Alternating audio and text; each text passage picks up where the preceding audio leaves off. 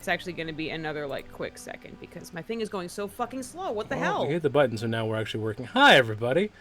Welcome. Yeah. Well, welcome no, I can't. I YouTube. can't. You guys aren't even like. Nope. That's what I'm saying is I don't even have you guys going for. With the recording's got us, so we're gonna have this little bit at the beginning of the recording because fuck There you it, go. we're doing it There I live. am. Fuck, that effect was really cool. It was. I missed Isn't it it dope? because I was on something else. Mm-hmm. I'll have to go back and watch. Okay, you'll see it on the thingy. I Can you don't know guys who's hear gonna us? Are we here? percussion. I'm testing with a We are percussion. here. We are here. All right, hang on a second. Thank you for testing the percussion. I try That- to keep them mostly off. So Yeah. apparently I was looking for pizza, but it's fine. my browser is a little slow. The effect is super cool. Worrisome though, it doesn't help negate the Wild West theme that we keep on finding ourselves at. I mean, whatever. Hi, everybody. Hi. Shush. Sorry, I was just double checking to make Resin, sure that I had hello. stuff. I just saw resin, so. Hi. Yeah, Resin the Owl Bear is here. Yay. Our loyal watcher, our loyal viewer. We love you. We good? We good? Looks like we're good, yeah. Alrighty, everybody. Hi, my name is Joe, also known as Clockwork Tuba. I am the humble dungeon master of this group of shenaniganery. We are playing Warrenguard. This is our finale. It is sad that this is finale. This music is way too bumping in right now, so I'm going to turn that down just a bit in my ear. But we are doing the finale here. So for the final time, let's go around and have everyone introduce themselves, where we can find them, and who you're playing today. Starting, of course, on home court advantage with Aegis. Well, hey there. I am Aegis. You can find me here on Aegis and Pred at twitch.tv. I play Esther Jean, the old timer. She's been through some shit. You might today find out just how much shit she's been through. So yeah, that's all I'm gonna say. Ooh. Going around the circle, let's go to Lou.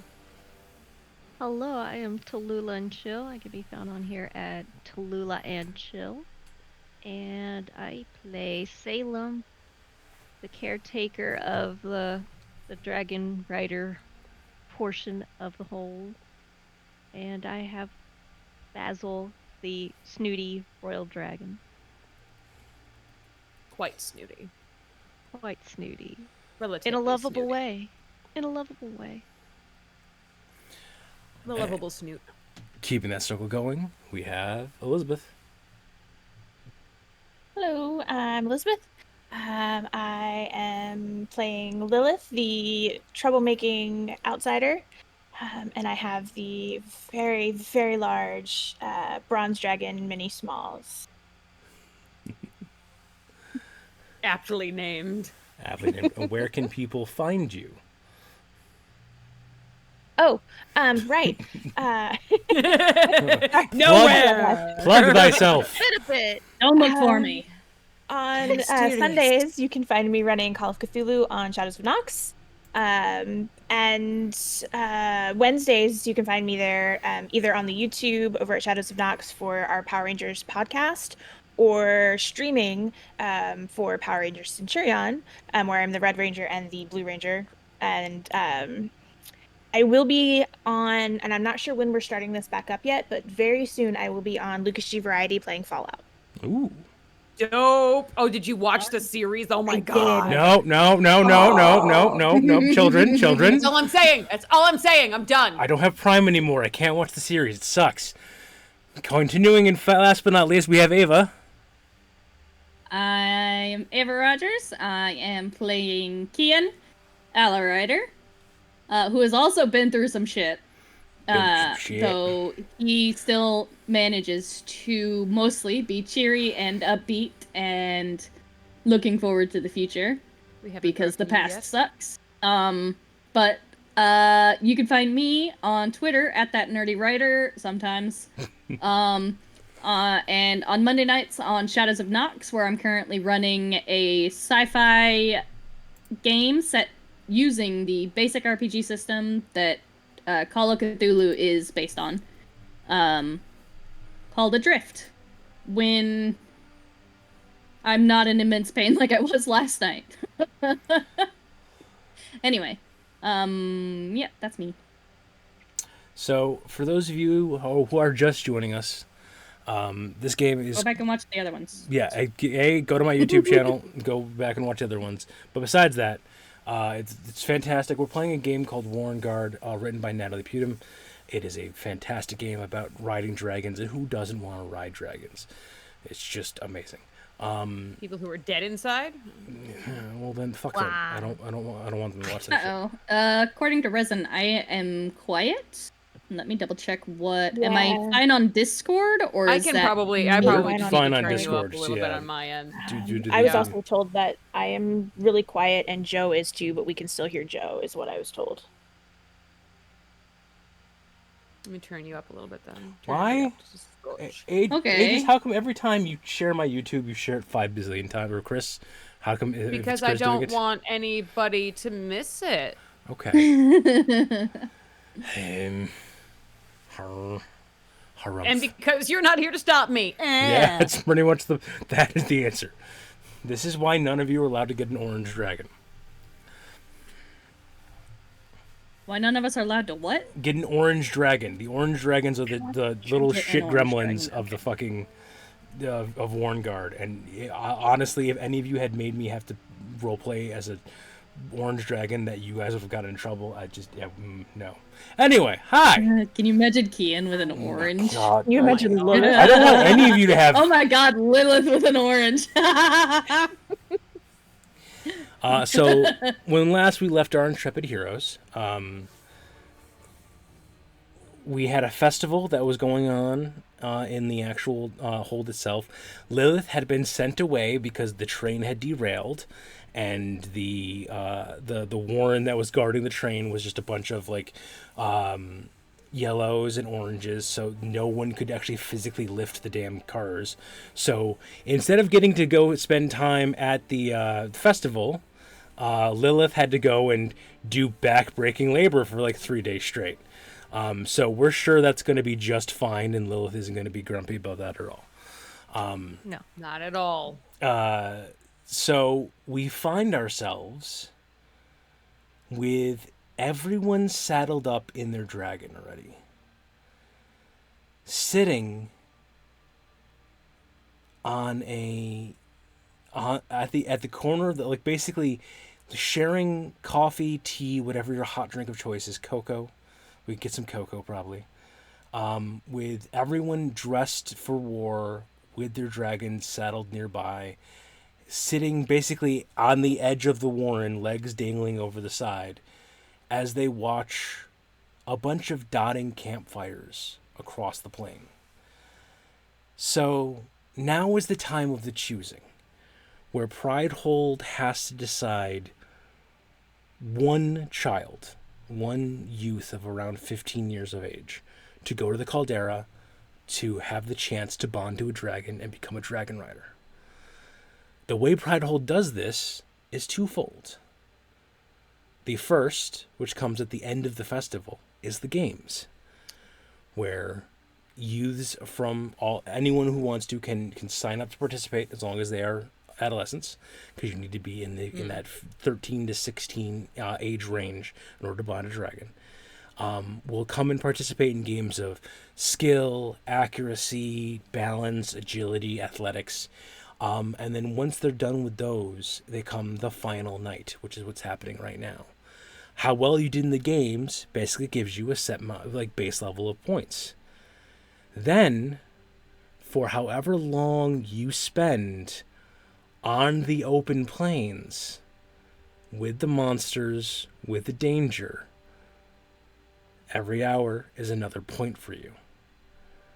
It's been going for about a day and a half at this point, and the majority of people have packed in their stuff, terrified of being outside of the magical force field that protects Pridehold, and has packed it in and gone home. But there are those stubborn holdouts. But you're not going to just leave them undefended. So that's why you guys have been on not high alert, but like duty ready for the past day and a half. As you guys are constantly kind of like just staring, like literally just staring down at them from your floating castle on high, watching them to see who's going to break first, making little bets. Lilith has a little pile of coins next to her of bets she keeps on making because Kian is always voting on the underdog. And no. Kian does not bet on this. That's fair. Never mind. They absolutely refuse.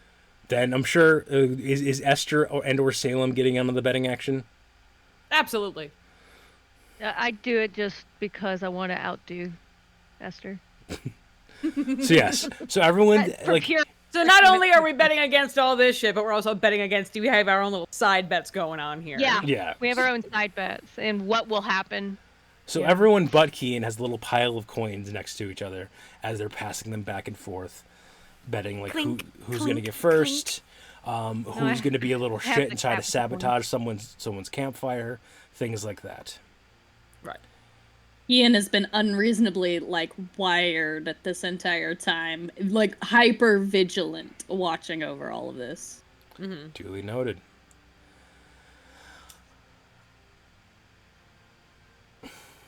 I've got a D4. Let's do this the fun way. Do you? I mean, I should. Oh. I volunteer as tribute. Oh, fun way. We have a I'm tribute. Joe. I like to mess with people. I'm just kidding. I'm sorry. Esther, Oh God, what? as you see, You didn't roll that. It's just because I was making fun of I you. rolled it. I found a D8 faster, so it was 1 to 2, 2 to 3, that kind of stuff. You were 1 to 2, and I rolled a 2. So shush you. Don't you besmirch my Don't you honor. question my integrity as a DM? I'm sorry.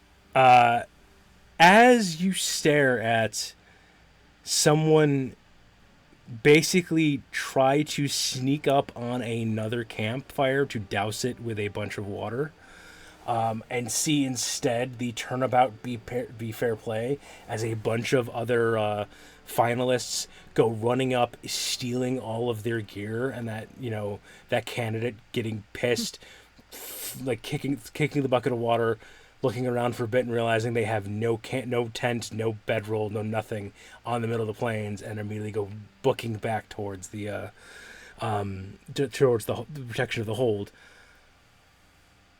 You start remembering your own choosing. What was the choosing of your hold?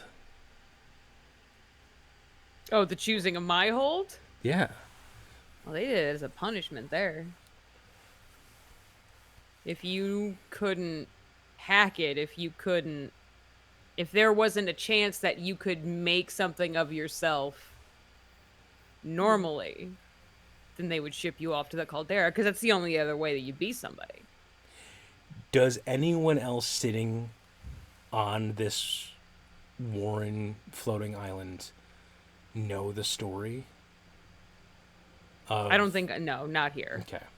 So as the camera does the great sepia tone we always do for Esther's flashbacks.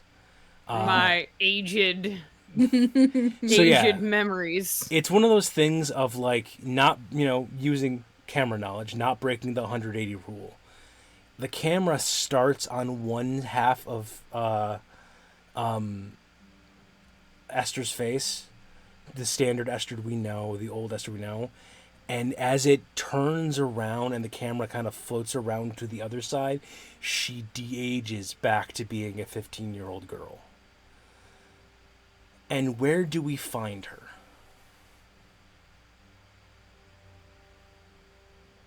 Where was I? I just, at that point, it was just as, what is happening to this stream? Uh-oh. No, stream. Oh, okay. I saw that out of the corner of my eye. I'm like, oh God, what happened? Anyway, she's, where is she? She's at school. She's at recess, right? Quote unquote recess, right? The lunchtime, what have yous. I foresee, and tell me if I'm wrong here, Esther was one of those kids sitting on the bleacher, smoking a cigarette, away from everybody else with like her pack of hooligan friends. You know, I feel like she wasn't that much of a hooligan Okay. at that point. Then hey, This is before. This is more when she's more like, you know, like Kian. Like she was sort of not by the book, but you know, she's not a goody two shoes, but definitely more on that level. let's give you then the chance to be the hero. As you are walking the fields of Recess, knowing that, you know, just enjoying the sun in the late spring summer day. Great day. Love being alive. You see I don't know why, but today feels like it's gonna be a great day. Yeah. you see Exactly. another one of those goody two shoe kids. You know, definitely more demure, long skirt. She's just trying to get back into the school building, and there are the standard trio of boys, high school boys, not letting her go and just constantly being in her way and knocking the books down and trying to get in her way. What does Esther do? Oh, Esther gets right between the two of them. She picks up the books. She looks him dead in the eye. Is she gonna fight, And or is she's- she gonna get her out of there? She's not gonna fight. She's gonna get her out of there. She's gonna stand up and she's gonna be like, try that again with the two of us here. They back off. The camera fast forwards a month. We find ourselves on top of a building. It could be the school building, it could not be. Staring at the stars. We have Esther and this girl holding hands, whispering to each other. Thank you. Good Foley work. And then the boys show up again and are throwing rocks at the two of you. Because, of course. You get her to safety, but the roof is slippery. It was raining the night before. You skid her down, and over the edge you go. Fast forward again to a couple weeks from now. Your leg is in a giant brace cast thingamabob. Every medical thing possible. And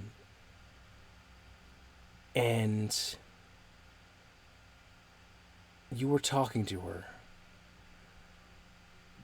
And the moment is perfect. It's finally time to say it, Esther.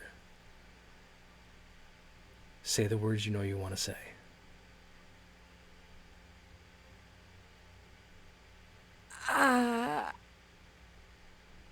Listen, we've had a nice time hanging, getting to know each other.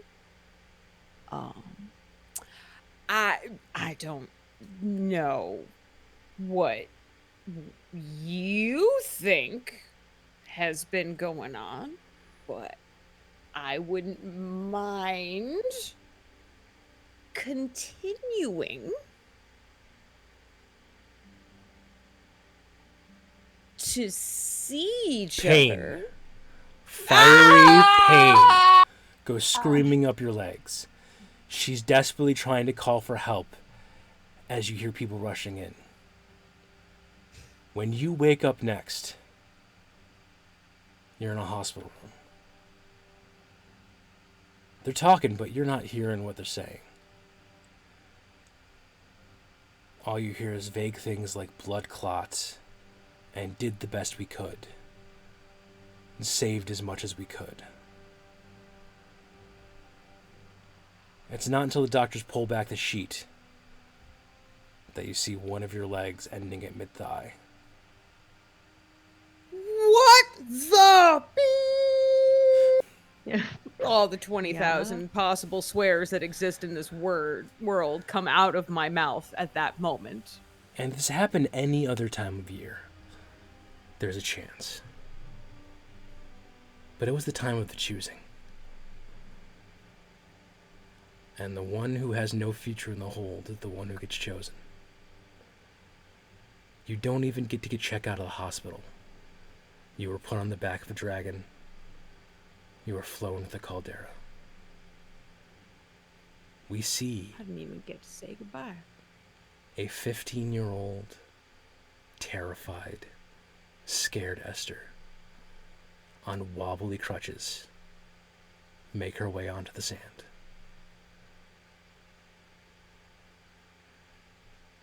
And a little voice in her head goes, "You know, you're not that feety, but we could be fast together."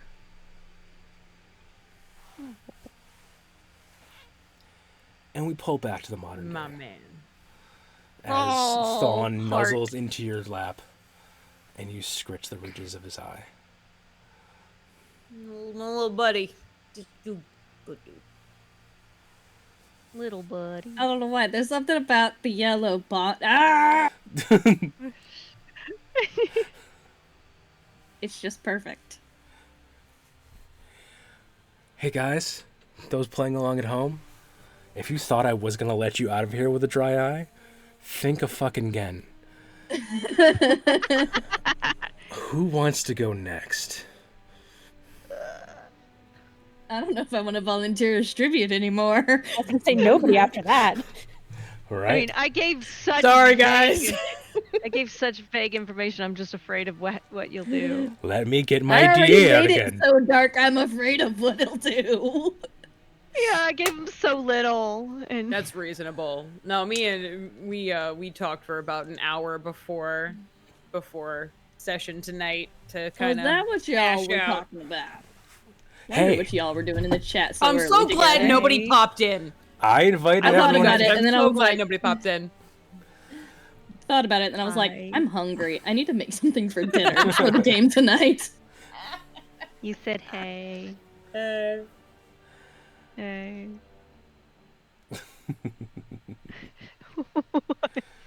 Who is it? Salem.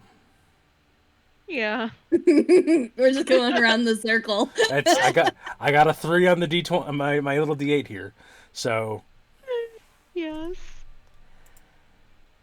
how does Salem feel about how how Pride holds chooses their people?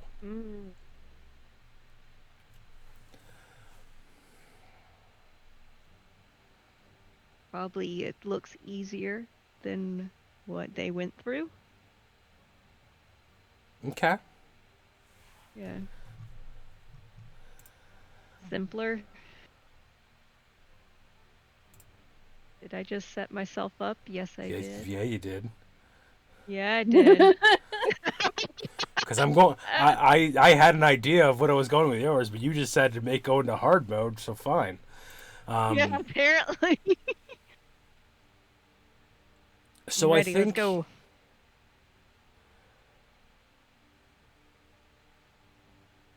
as another couple camps break and go running back for the hold, Esther loses a bet, picks up a coin, hands it to Salem.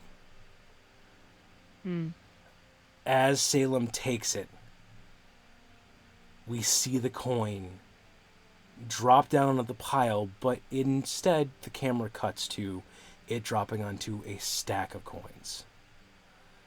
And that being counted up next to another stack of coins. And that be counting up to another, a second, a third, a fourth stack of coins. And we see a merchant in very, very finery scoop away. Ooh, okay. Scoop the coins into a coin purse. Sorry, my brain just went off on a tangent and kind of put things together. GM moment. And we see They happen. two very stern people who clearly, like, there's the clear biological resemblance to Salem. Who one can infer your mother and father, dressed in dragon riding leathers. Not quite the uniform that Kian insists everyone wears, but definitely having the jacket, which is, dragon leather turned into a, or like shed dragon leather turned into a bomber jacket style of just, they look like they fly dragons for a living.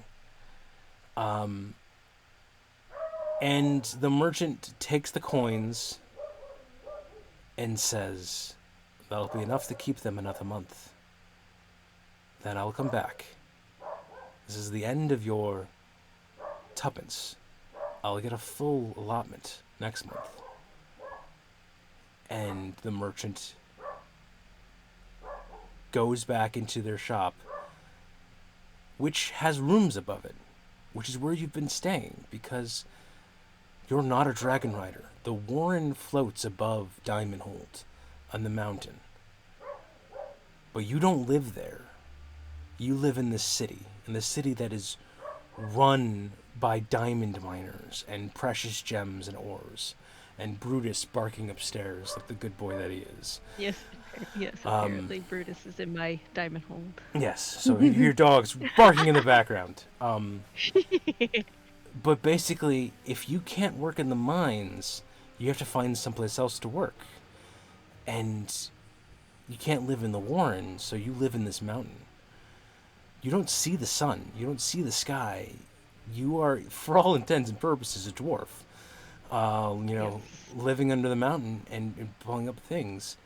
But you're in school. There's no public school in Diamondhold. So your parents are paying for your tuition. They're paying for your room and board. They're paying for a sponsor to put you forward to the school. And you know they're doing the best they can, but it is not easy. The Dragon Riders. But they know that you can be wealthier than they are. You can do something better than what they do.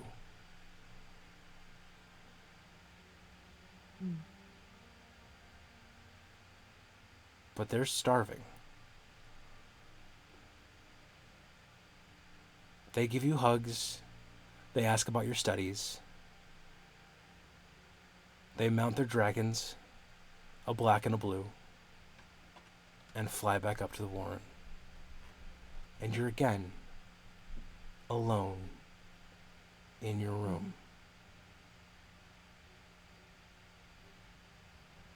Salem, what are you going to do? They tell you not to worry, but Salem, you're worried. Yeah, always worried. Just to keep my mind off things when I'm at school, I take care of the younger students. Anything just to keep my mind off things. I may help the merchant clean up the shop every so often, if he asks. Always worrying. It's always in the back of my head. I think Salem has, like, we have the stereotypical, I don't know if they exist in this world, but screw it, they do now, has that wall calendar.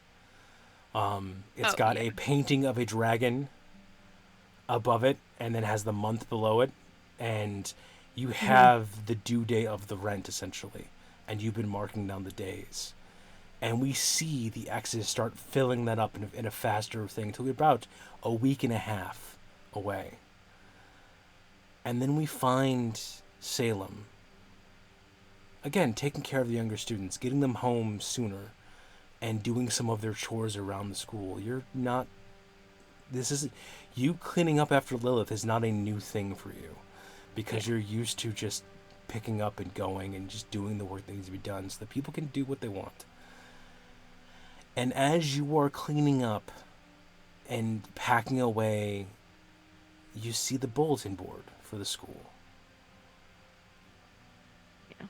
And you see the first notice that's up there, and then another notice on top of it, and then a third notice on top of that, in the realm of like, hey, due, overdue, final notice of Diamondhold needs a volunteer in order to go to the caldera and be a volunteer for the choosing.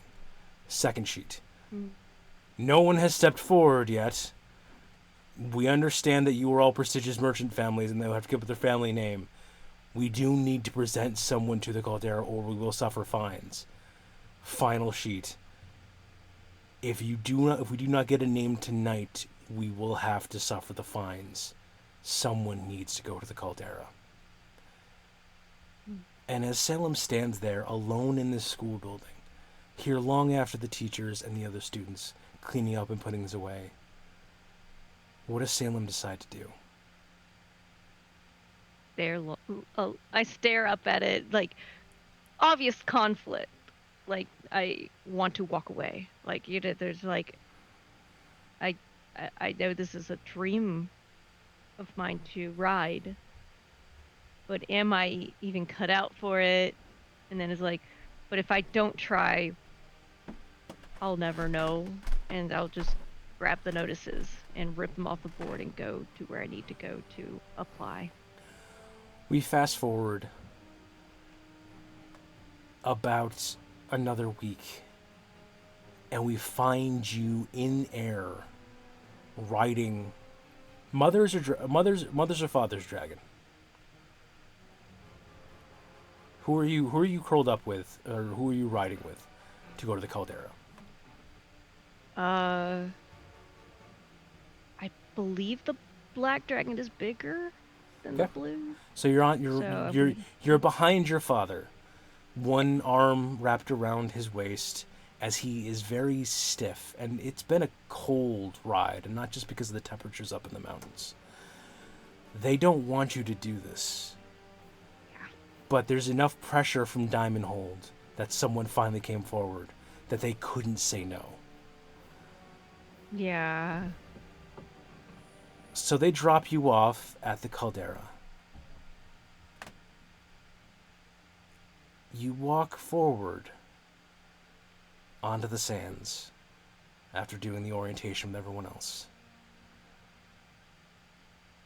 And nothing happens. Everyone else is immediately rushing forward. Some are helping the dragons get out of the shells. Nothing happens. Okay. Everyone is just flooding the sands and carrying these young dragons off, and nothing happens. And the moment you think that nothing's ever going to happen, you hear in your head, "I'll have you know, I expect a certain level of dignity and decorum." And There's my best. the person who was alone in their room or alone in the school never has to be alone again. That's my Basil.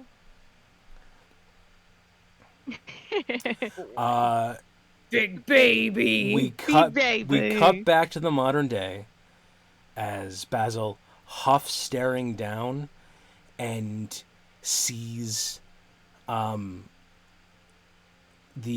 sees somebody move and is just nudges over a piece of jerky over to Thawne. You notice that it's the equivalent of kids trying to emulate parents, because even though they're full, they don't, like, they can read your mind, they just don't really get gambling, because to them money doesn't really be a thing. Yeah.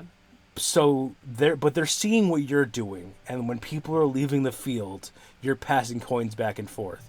So Thawne and Basil have been passing the same piece of jerky back and forth every time someone leaves the plane the entire night. Perfect. I love it. Monkey see, monkey do. Yeah. Now, Ava, Yeah. I need you, because we only have 2 people left. Uh-huh. You have the fancy new metal coin. I do. Give me a flip. Ooh. Yeah. All right, Isabits, you want the D20 side or the... Well, it's just 3 question marks because it was mystery. I'll be a question mark. Okay. Well,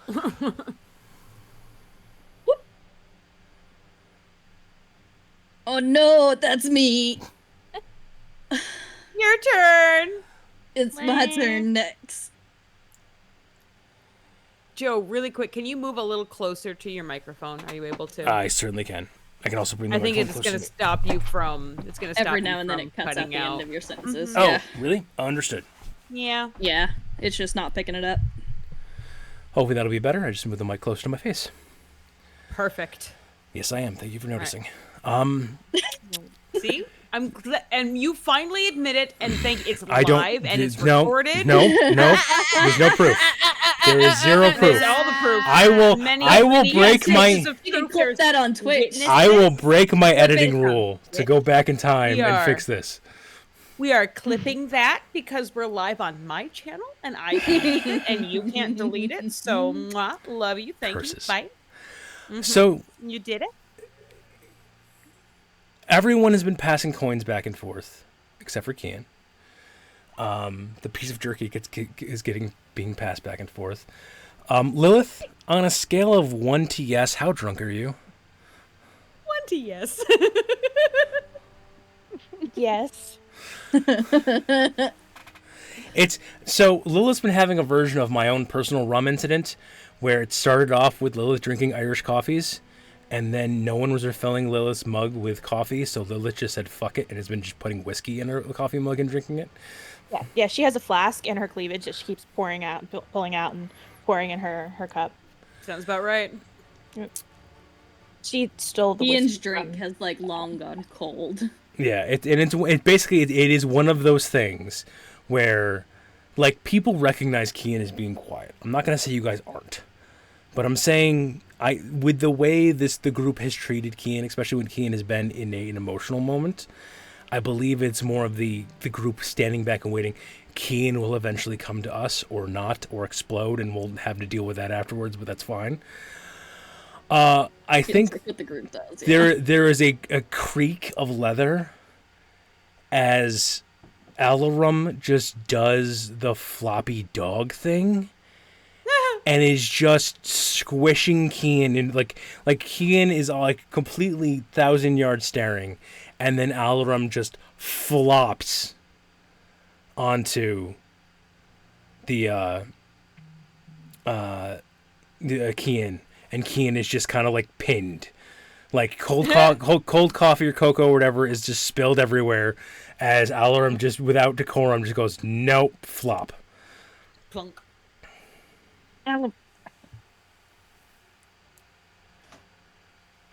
And we have that moment of you petting Alarum's neck. Okay, Alarum. Then the weird perspective thing happens, like zooming in, zooming out, as we then cut to a much smaller Alarum whose head is on your shoulder as you are scratching it there. And for those of you who have missed, I believe it was the second episode of Warrenguard, we know how Kian came to the Caldera. Corvin and his group of Warrenguard arrived in the middle of the night. Landed, had a conversation with Kian's parents, and then a monster attacked. And everyone in the Warrenguard got wiped out, including everyone in Kian's family. And Corvin, on a mortally wounded white dragon, carried Kian to the Caldera. Kian, you got wrapped up into everything. You were of the right age. So they just kind of folded you into the choosing group. It was in the middle of your sadness, of your disconnect from losing your family. Alarum was that drop that is the ripple on the ocean. And you're not better. It's been like a couple of weeks. You're not going to get better in a couple of weeks. But Alarum has been a consistent thing in your brain and with you. Alarum knows when you're sad. Alarum knows when you're losing yourself and spiraling. And Alarum is with you now as you are writing another letter back to Emberhold. Because no one's responded to the first two.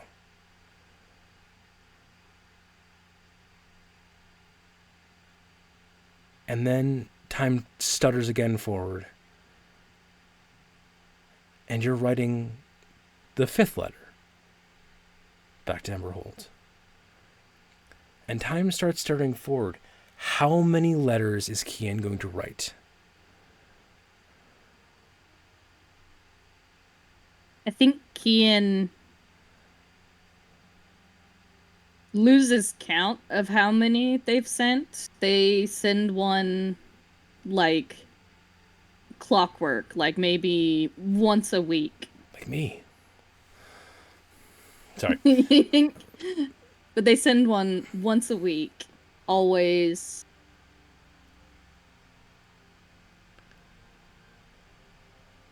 So It's yeah, not even hopeful at a certain point. it's just mechanical.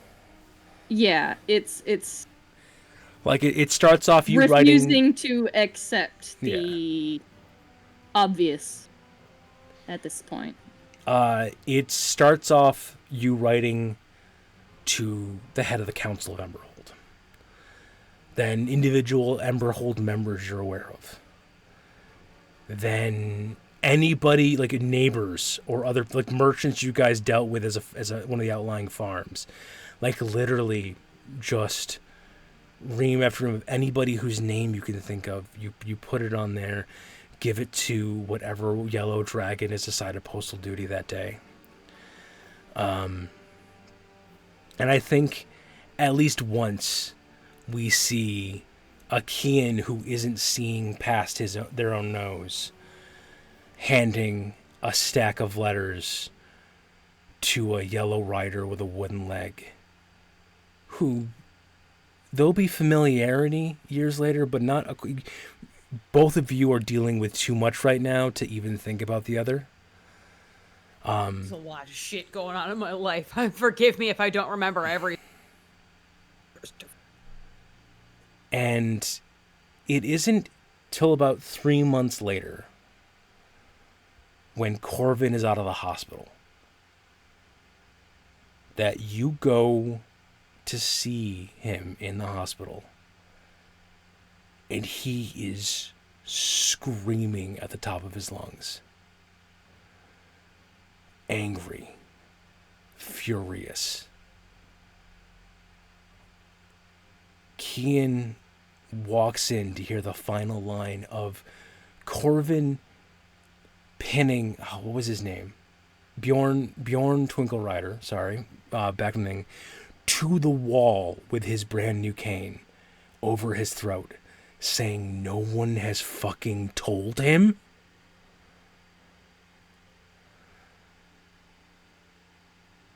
And then whatever goodwill gift you got for Corvin kind of falls, as you know you've never seen this side of him.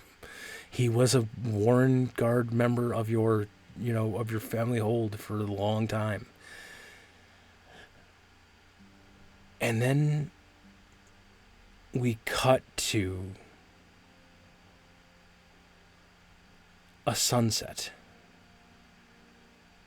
You've got, again, infant Alarum wrapped up in your arms. Still a little bit probably too big to be on your lap. But as you and Corvin sit on a bench, and there's no words coming out, because there's no words can be proper at this moment. We don't hear what they're saying. But the camera lifts away and flies back to the farm, and we see the leftover remnants of the farm, and the camera spins up to the volcano behind it. Emberhold was protected by a volcano. The caldera of the volcano helped protect from one side. And sitting nestled in a crook of the volcano was Emberhold. And we see the roofs of some buildings sticking out of the new molten slag that came from the burrowing worm tearing through the volcano as the entirety of Emberhold is buried under lava. Wow. And you can tell I'm which a of bitch! which of the players was not here when Ava and I had that terrible conversation.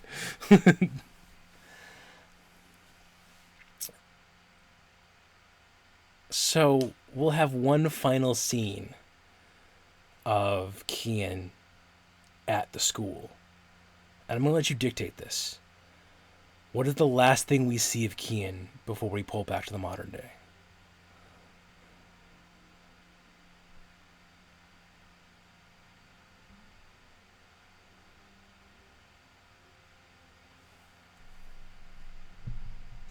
Good question. I think we see it's right before he's a little basically the age he is now, so it's a little bit closer to the present. And he just got his uniform and he's staring at himself in the mirror, but there's like he's got a picture of his older brother who was supposed to be here, like taped to the mirror instead.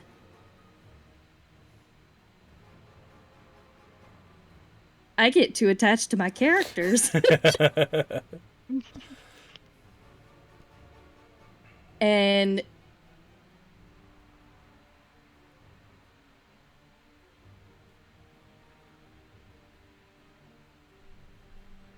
I don't think he doesn't say anything, but he makes like looking at that picture of his brother because his brother was supposed to be the one here. And Kian's only here because he survived. And he just makes that quiet promise to himself that I'm gonna do good for you because that's what you would do. Now I feel bad for giving Kian a hard time. You should I have. don't know for being such a bitch. Yeah. It's almost as if you guys made choices and I made you regret those choices because that's how I am as a GM. Yeah. Yeah, good job. Way to go. Oh, Thanks. man. Kian walks out and oh man, how do I make this sadder? Yep, that's how I make this sadder. Fuck you, Joe. Kian Fuck walks you. out and there is a thing where in at least for this class, they're trying something new of having a family member pin your final wings onto your uniform. So like the Dragon Master General is going along behind and every candidate, and as the candidate gets hands in front of the candidate, their family member steps in front of them, takes the wings, turns, pins them, and addresses them as the Draconym. To kind of be like as the kind of in a weird symbology like the wedding giving away of I'm acknowledging you in your new life. Kian's the last in line just because Kian was the last to be part of this choosing class. And it's breaking him because literally it's mothers, it's fathers, it's older siblings, it's other dragon riders who are, saying, hey, this is part of the family, welcome to the family, going down the line. And just as the Dragon Master General gets to Kian, you hear a thunk of a wooden cane as Corvin walks behind you, takes the wings, pins them to your lapel. Welcome, Kian Alarider. Ian's just like me, barely stiff upper lipping it. And as you two are enjoying a drink, because Corvin had to be flown in for this because Corvin now at this point is back to being the guard commander or the grounds caretaker of Pridehold of the Pridehold Warren, and he's like sharing a drink with you, kind of like your first actual it's a wine cooler at best. It is not anything that's going to be. But sharing a drink with you, talking to you about Pridehold, and then asking, do you know where you've been assigned yet? And then we cut to Kian's first day of flying in on Alarum, of walking up to Esther, and Esther probably blowing Kian off. And then we fall... A little bit. Yeah, me making up for it, be like, don't listen to that. And then we flow back to the modern day. That curmudgeon. As again, Alarum is literally just full on thumped on top of you and not letting you up. And I think in the quiet moment we hear like Corvin being frustrated with something inside the house, like some drawer wasn't working right, and she's like the bam, and like rasm. And then with that, the other background noises start kind of coming up for Kian, of hearing the gentle banter of the other dragon riders, the passing of coins back and forth, the scraping of that single piece of jerky that Basil and Thawne have been passing back for 2 days now. And it's not a replacement. It's never going to be a replacement. But it is something. And I think the camera has one last long lingering look of a pocket square, or at least the equivalent of it, which is, I forgot her name, because I'm a fucking asshole. Nope, that's not the right one. Of Kalira's favor for you, that has been tucked into, and it's one of those things of like, when Kalira first gave it to Kian wore it in his uniform and had the look of, I swear to God, if anyone mentions this, I will actually punch them. And I think this is one of the few times the other Dragoners had the full-on wherewithal to be like, you know what? We're not going to mess with that one. We're going to let that one be and move on with our lives. For once. Just once, we were cool. Just once. One time everybody was cool. By the way, considering this is the finale, I have to ask a question to the group at heart. Does Kian know about the hot springs yet or no? I feel like this is like he's gonna find out. This is when he finds out. Be the final shot of the literally season. the final scene. Oh no, the final shot's he designed to just, make like- somebody else cry. Don't worry, I got plans. Thanks. Then the epilogue shot is Kian figuring it out, and not necessarily figuring it out, but furiously writing a letter to let somebody know about it. Well, I will say this, because I will do the happy moment, then we'll get to the sad. When Kian finds out about the hot springs, where Kian is now, is Kian going to report it? Or does Kian start reporting it and go and just crumple up that piece of paper and toss it away?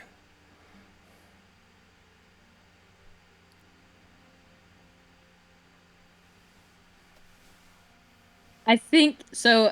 Just a little snapshot into Kian, further than we've gotten already, apparently, because. But he, at the point he's at now, he starts writing it up, and because that's what River would have done. River was the stickler for the rules, and Kian has tried to embody that since the day they entered the Caldera. And Gotcha. but Kian hesitates and then does crumple it up and throw it away because that's what Kian would do. You gotta be your own man, Kian. Proud of you. And then we pull ourselves back to the night of. Everyone staring down. And it's... Ooh. Sorry, my brain did evil things. It's a weird reflection of the campfires and the stars above. Like, you can see, like, the echoes of the constellations above in the campfires below.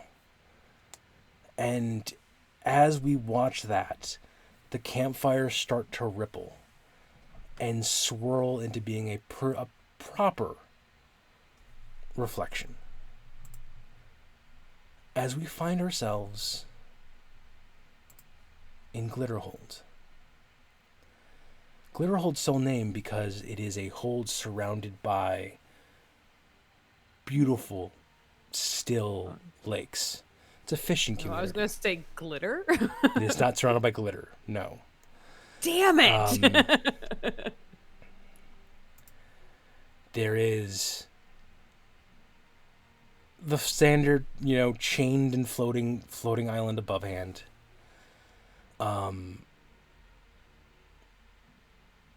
And we see the stars reflecting in the lakes as everyone kind of like stows it for the night. And there's a house that's right on the lake. And we go inside to see Lilith. Tall. I want to go first now. I don't want to go after everybody. Can we rewind? Can I go first now? No, too bad. I feel like that's gonna be really bad. Tall, strong, capable, skinned, tanned from the sun. Clearly someone who's been fishing repeatedly and who spends life out on the lakes. And then a small child runs up to grab her leg. And the woman looks down and goes, "Not now, Lilith," and picks her up and put her to bed, as Lilith's mom is the one that we're watching, not Lilith herself. Though the image is remarkable. Spitting images. There is only the 2 beds in this small little fishing village, because the father, well, he lives in the warren above. He's a dragon rider. And he'll come down every other day or so, whenever he's not like heavily on duty, to spend time with his family. He'll put little Lilith on his lap and tell her stories of all the different types of things. And I'll throw this bone out there for Elizabeth. His orange dragon is a little scamp that goes rampaging around. That little scamp. They heard the bells a couple hours ago, but they haven't heard much since. And it's not until her father's second in command. Her father was commander of this Warrenguard.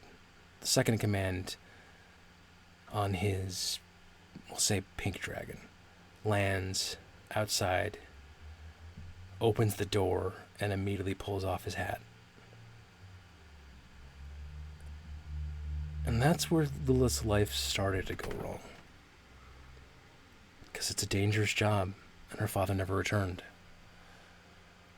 So we see moon, sun, as going through like a montage of motions.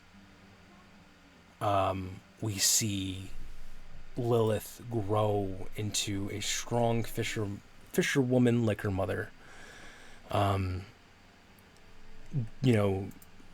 Sailing out onto the lakes, throwing the nets, learning how to like feed the lines and repair the nets.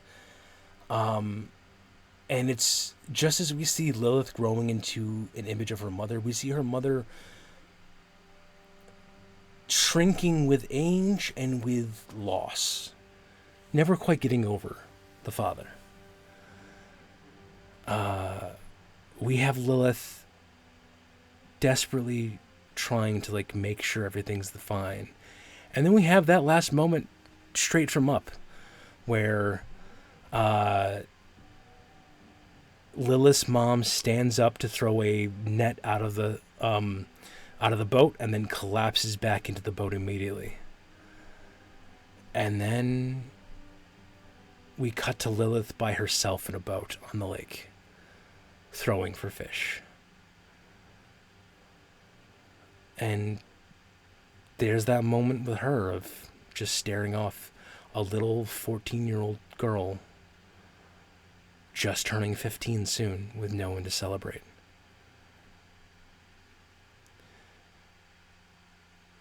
The criers come around.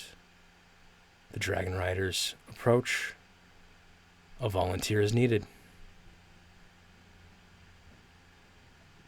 And we have that moment of Lilith sitting at like the giant weaver's loom, repairing the net, and repairing the net, and repairing the net.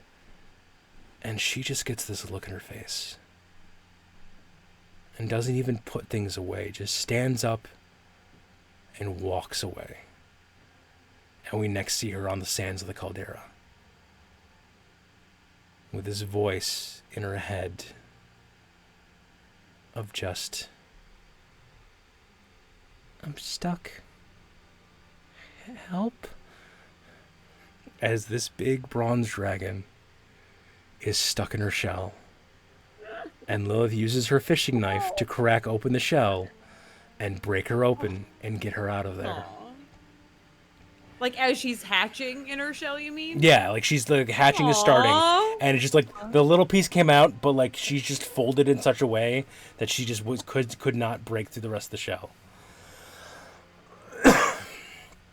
That's fucking adorable. Lilith goes through.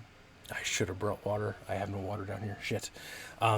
Lilith goes through her training in the caldera.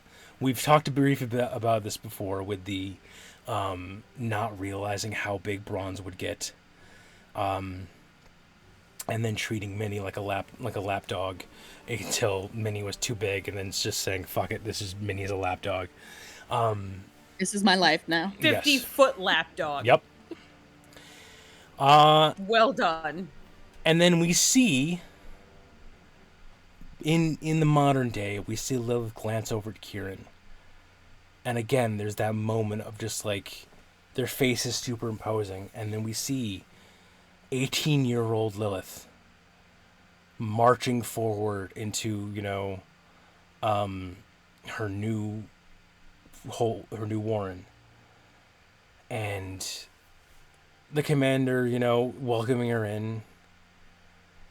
Bronze. We haven't had bronze here in a while.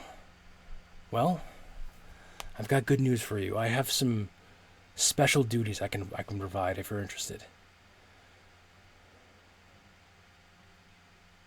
Of course. And it starts as a simple job, doing delivery runs, helping, flying with some of the other dragon riders, doing some things. Just, you don't really understand what's happening at first. They seem like just delivering or just picking up payments for things.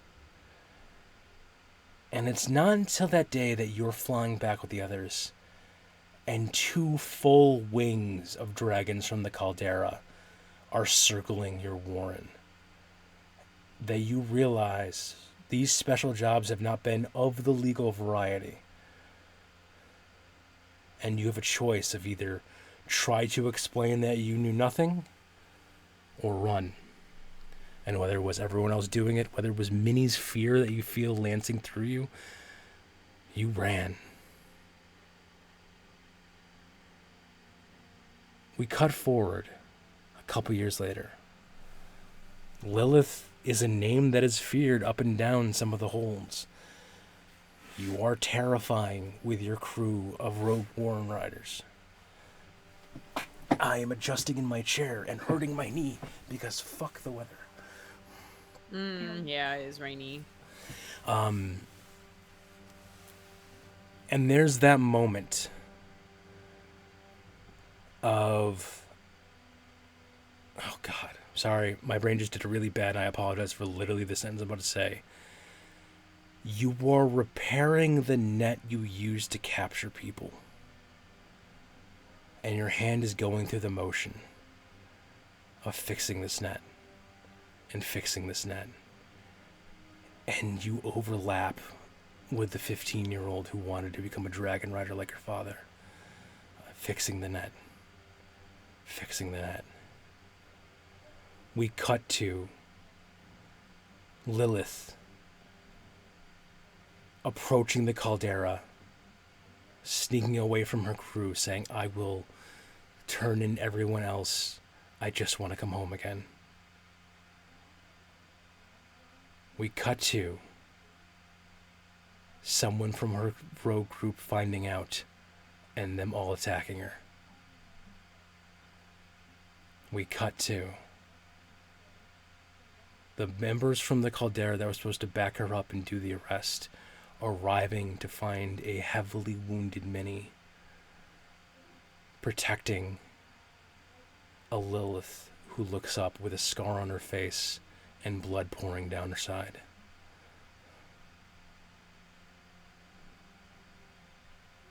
They can't admit what they did was wrong. They can't admit they messed up and took their time. I'm sure we can find a place to send her where people won't ask questions. We cut to Lilith handing orders to Esther. And Esther giving her shit, but them bonding over a drink. And Salem immediately getting frustrated with the dishes Lilith is leaving behind.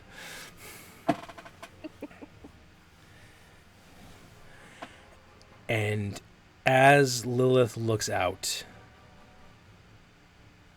ooh, yeah, I can make this even sadder. Hold on. As Lilith looks out the window, and I'll say this, it's been about a couple years, so this is when Kian is coming in.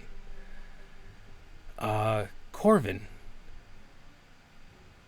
is fixing one of the nets that the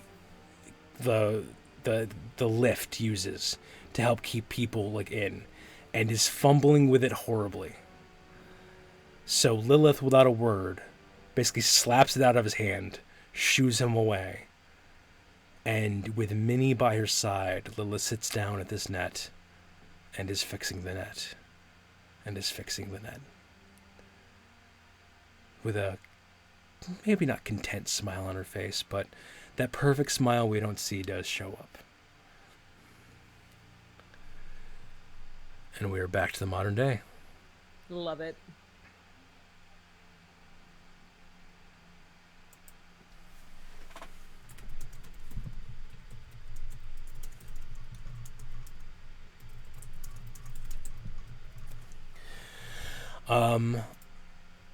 And I think with that, we look down to the plains and we see just 2 campfires left.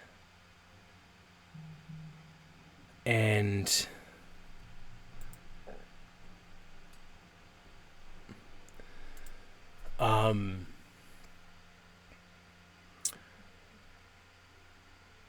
eventually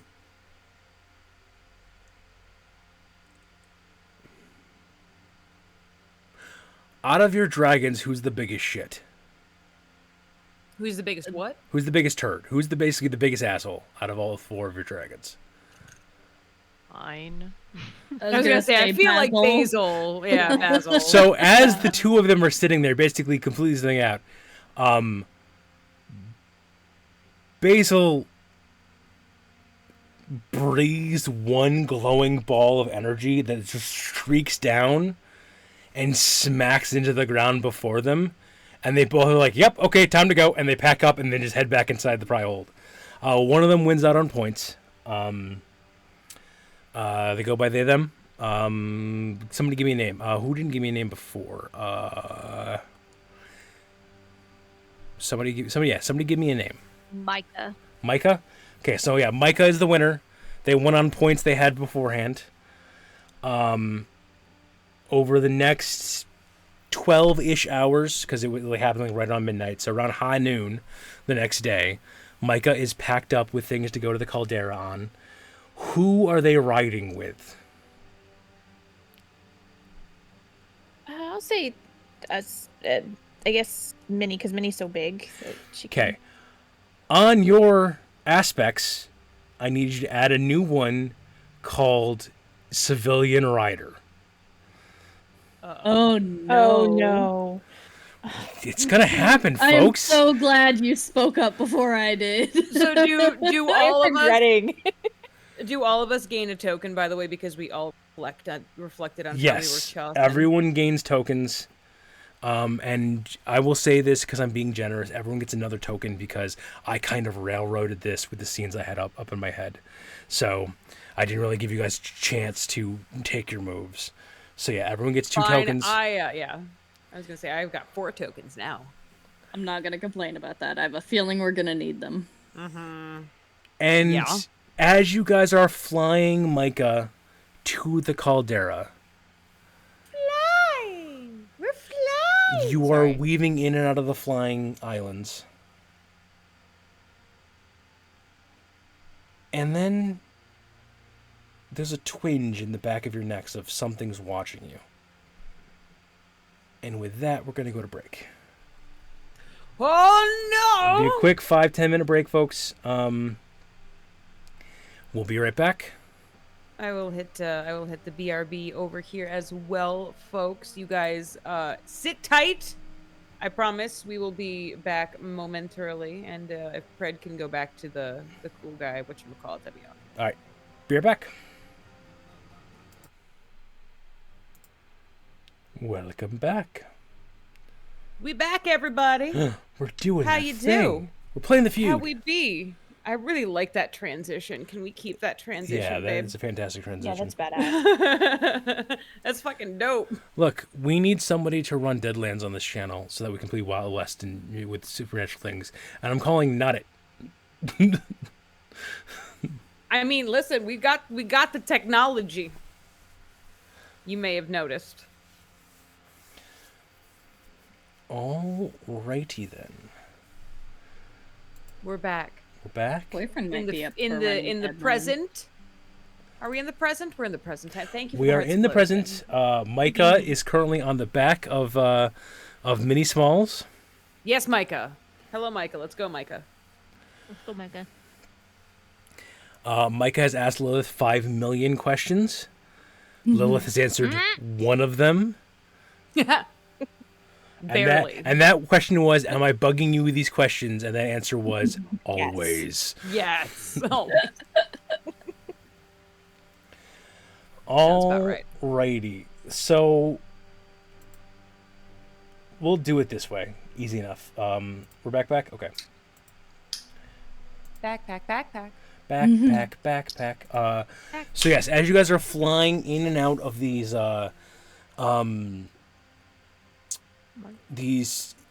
floating isles, like this is little like floating archipelago. Archipelago. Archipelago. Thon,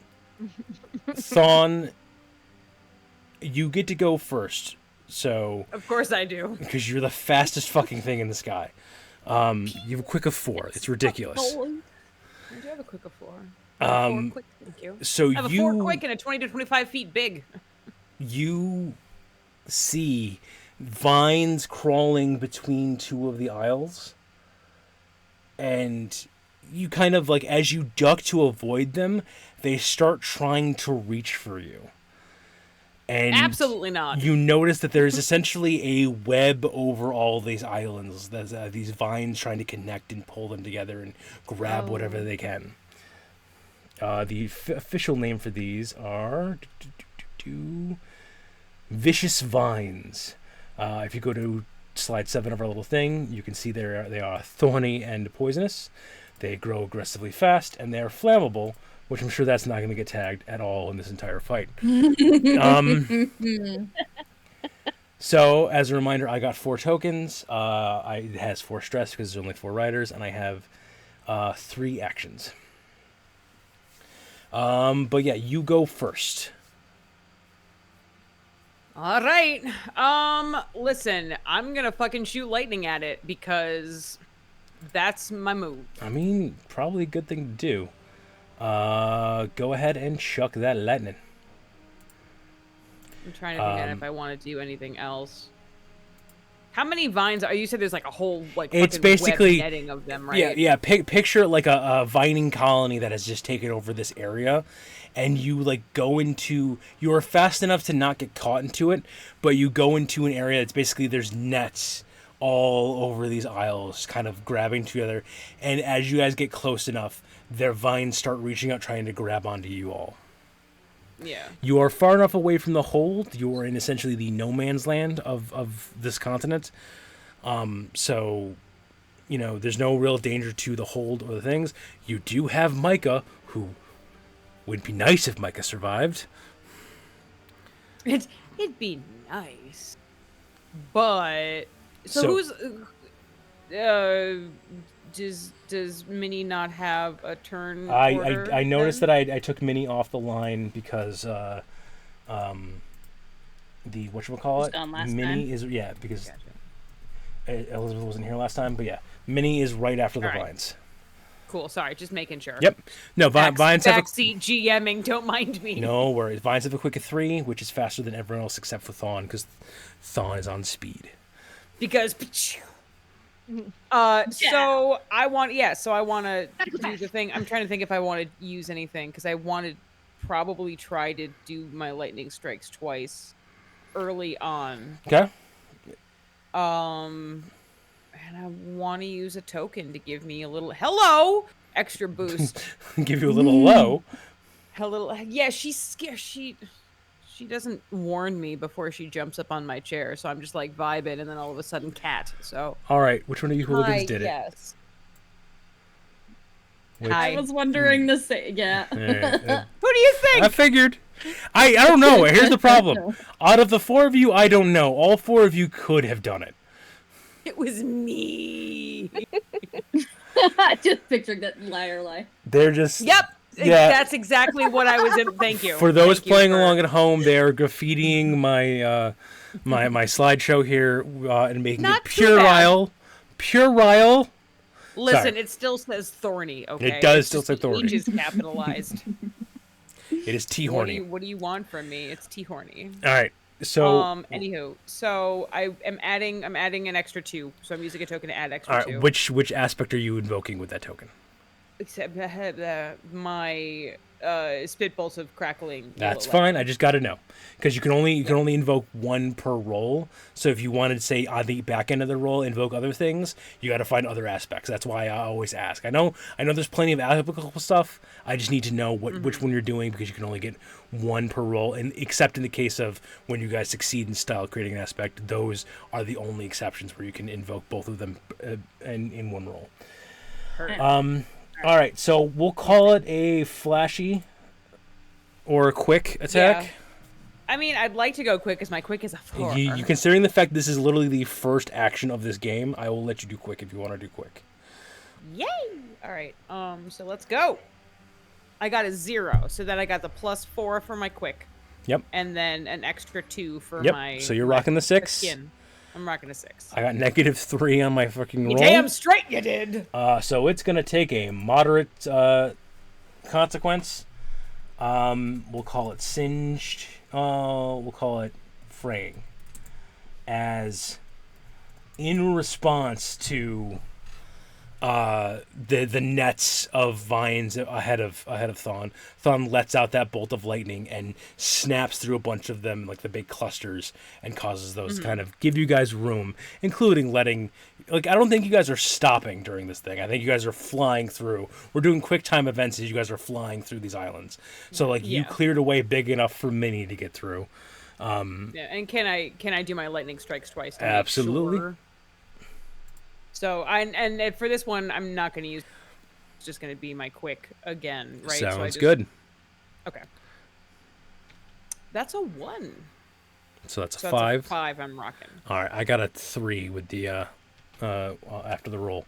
So that's 2 more stress. I will mark those down actually. And it will be the Vine's turn. Hi fucking yeah. So yes, as Thawne shows that Thawne has been around the block a couple of times and starts just lasering fucking vines out of the way with lightning.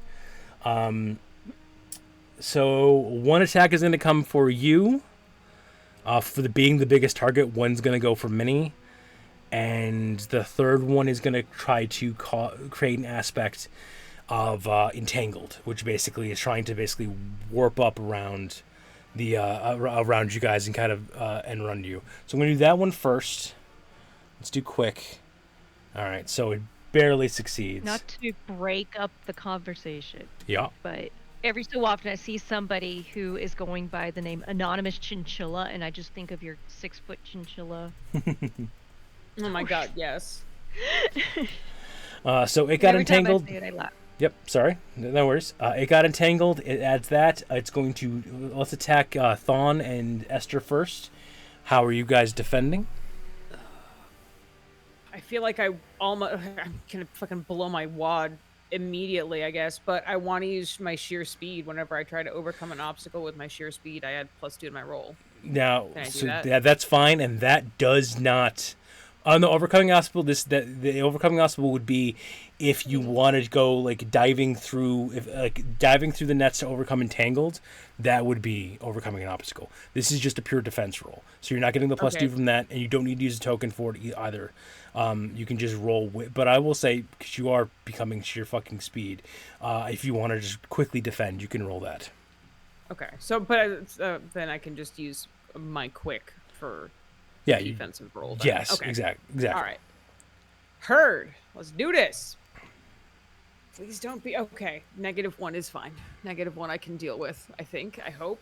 Should I use a token? I probably can do it. So It's up to you. How do you want to treat this?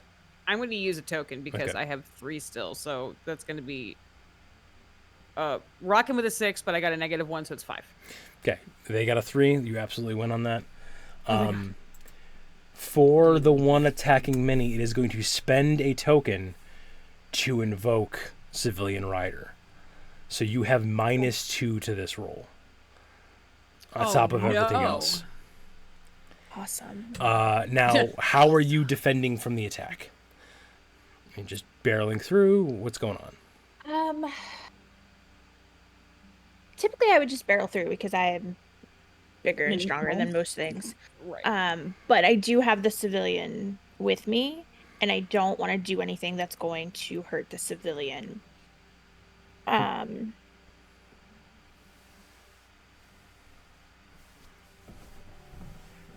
But I don't really have any aspects that will work very well for me to just dodge out of the side. Now, as a reminder, you can always just roll because from just being careful because you have the civilian on, careful will be something you can roll for that.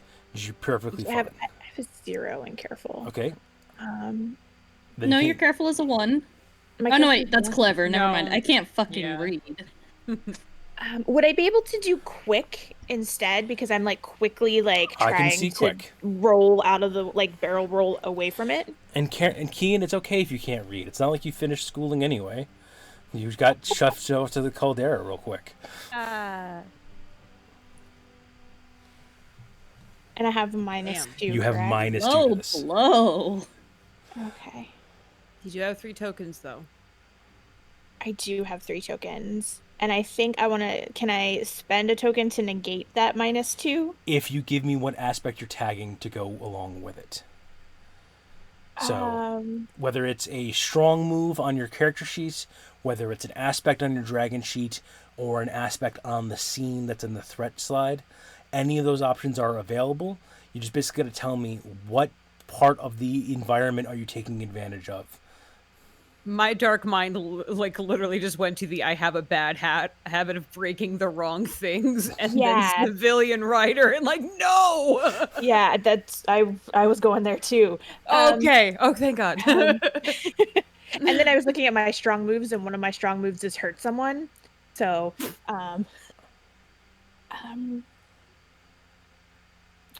okay, so I don't know if this is gonna work or not, but I'm gonna try it. Hit me with it. If I wanted to use one of my strong moves, do something unorthodox that works. So as we're barrel rolling to the side, I pull out my axe and swipe at it, or is that considered an attack? No, that is perfectly fine. Okay. Again, you're not gonna do damage to it. You are Okay. just using this to overcome its attack in your defense. I'm I'll perfectly say fine with deflect. doing that. I'm trying to deflect it with my axe instead of You know what? attack. I've got an idea to where to go with this. But yeah, hit me with the roll. Okay. So It's a the pure. They negate out, so it's pure. Just roll plus your quick. 5. Fuck you. I got a -2 on my roll. Their quick goes down to 1. You definitely kick their ass on this. I So somehow managed to roll a 3. hey, that's the way to do it. As you're attacking, you pull out your axe. Uh, Micah is screaming. You just tell them to stop it, and then Hold on, it'll be fine. you reach You're up, fine. drag the axe along the aisle, and cause just it's reaching for you, but then gets dragged down because you let loose a bunch of the rocks that were kind of anchoring it. So it's desperately gets out. So there's a swinging pendulum below it as it's trying to grab you, and it doesn't quite make it. So that is going to be its turn. We're up to your turn, Minnie and Lilith. Okay.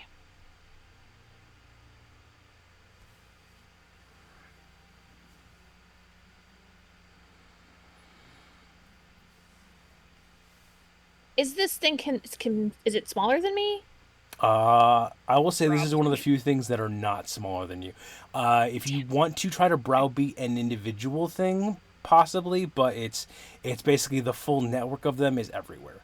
Remember, you're not trying to kill this thing; you're trying to get through this thing.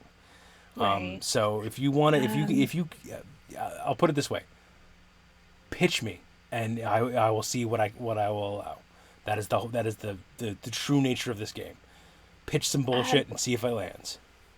Well, my thought is because I really want to get Micah to safety, but I want to make sure that we can get through it safely. So I was thinking, I don't really want to. I don't know. I like I said, I don't want to kill it, but I want to do my metallic flame to try to get it to move so that I can get through it safely. Okay. I will call that forcefully overcoming an obstacle. So you can use forceful on it. Your stunt doesn't apply because this isn't going to be a straight up attack. You're not trying to do damage to it, but you're Right. trying to basically remove the entangled aspect that's on the field. Okay. So that's how we'll do it. If you succeed, we'll remove entangled. If you succeed with style, I will let you add another aspect that a beneficial one. Okay. Are you invoking any tokens on your side?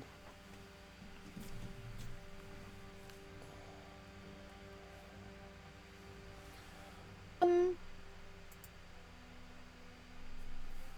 you know what? Sure, because this is the last session, I might as well spend my tokens. There you go. I'm gonna invoke. I'm the biggest and strongest. All right. They are invoking grow aggressively fast to give them +2 to their roll as well. That's on their. That's just not fair. Well, yeah, it's. Holy shit! What shenanigans? However, I can't tell if I that don't was know a if you good or can- bad. Holy shit. I can't. I don't know that you can see it. I rolled a 4. I'm gonna take a. Hold on. I rolled 4. Okay, I don't. I believe you. So I know, but I'm very proud of this. okay. So what is your final total? Oh right, I have to do a final total. Um, yes, you still have to math. 7. And the tokens give me what, a plus +2. 1 or +2? Oh, that's 9. Okay, are you leaving it there, or you want to add any more? No, I think I'm good. I think I'm good with 9. Okay, with the +3 leading to them getting an 8 with their invoke of everything. You just barely get through, but you do remove the entangled aspect, so they cannot invoke this on their side. Basil and Salem. Hi. Hi.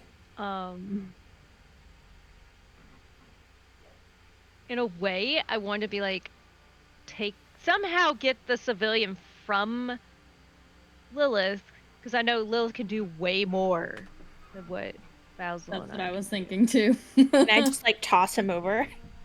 Uh, Micah! they Oh, them no, pronouns Micah! for Micah. It's not your turn, so I will say, Basil, if you can give me a quick, I will say that you can take the aspect. Okay. Hang on, I gotta go find my dice. There we go. Okay. Yes, Got a Micah will definitely -1. not want to I- be part of what the I Dragon Riders after this experience. Unfortunately, that is a 1. Okay.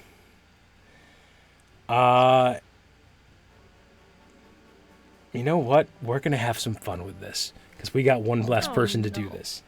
Oh, You can remove civilian rider off of your sheet. Oh no. What happened to Micah? I don't want to, I don't think. Right? Like it's like I can, but will I? Oh no! But Okay, let me rephrase this. Remove civilian rider off of your thing. I've added a new aspect onto the threat. Oh no. Oh What is it? no! Oh no! 'Cause I'm free falling.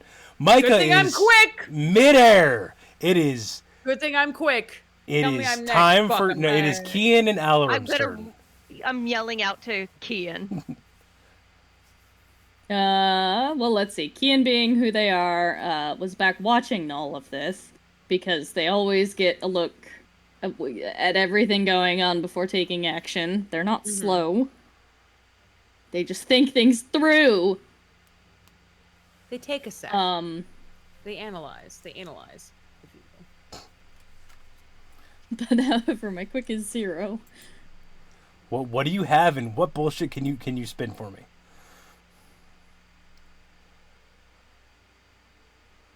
How do you want to fluff this to get a better stat for it? I have an idea, but I have an idea. Shoot. So you have an aspect that's I can focus too much on one problem and miss the bigger picture. You could be focusing way too much and be able to get Micah. It may be not that great in the long run, but you can get Micah. That's good because I was already thinking about, like, this entire time. My plan for my turn was get Micah off of Minnie. And so I feel like good plan. as soon as like that tingle went at the back of their neck, Kian was like, "Oh God, Minnie needs to be free of that burden." And you know what? Given that, and given what we know of Kian and everything like that, give me clever instead. Yay! Okay, I have a chance. Give me actually hold on. I think this actually might be the thing. For the first time ever, are we doing the thing? Where the hell What are thing? you? Which thing? What thing? I want to do Nope. the thing. It's create an advantage. Dang. Because you were cleverly overcoming an obstacle with this. No, it's somebody else whose stunt is overcoming an obstacle. Yeah. No, mine's when I carefully read a scene. That's for fine. No, details. give me clever. To If you create. want to spend a token on the on the 0 in focus, go ahead and get that Yes. +2. Yes, I am doing that.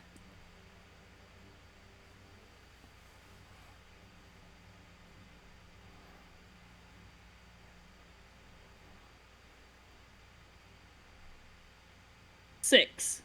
Okay, so what we have happen is Minnie is frustrating and being careful with it with the civilian rider. Basil comes in for the assist. Doesn't quite grab onto Micah, but does kind of body check Micah off the back of the dragon. Where there's floating in midair, Basil has just long enough to go, well, it's not my fault humans are slippery. They need scales. And then right below is Alarum and Kian to catch. Micah goes thump with an oof. Kian, being the only one who has this on his saddle, uses these standard safety latches for civilians that everyone should have on their saddle, but no one actually does because they're a pain in the ass. Fucking chorus. Bush. Yeah.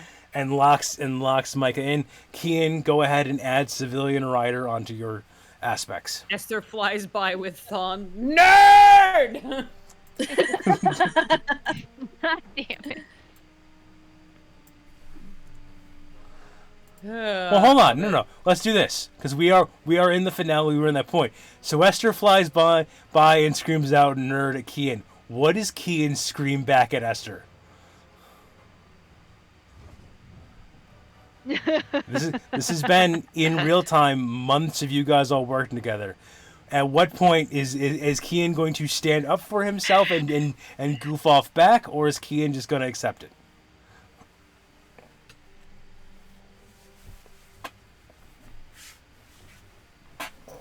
How would Kian respond to that? I'm thinking it's almost something completely out of character for Kian, as they just.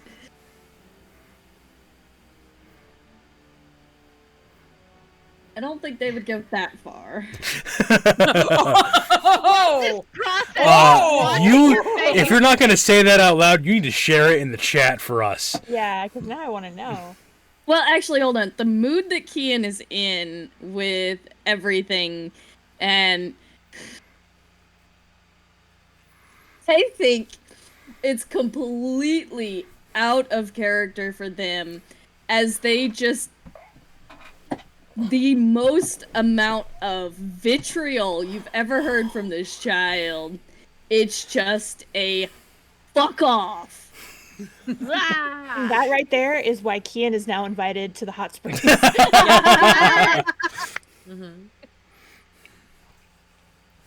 So yeah, fuck off, probably with the double middle finger that Esther can't return. Yeah. And that right there is what gets me to call him Kian for the first time.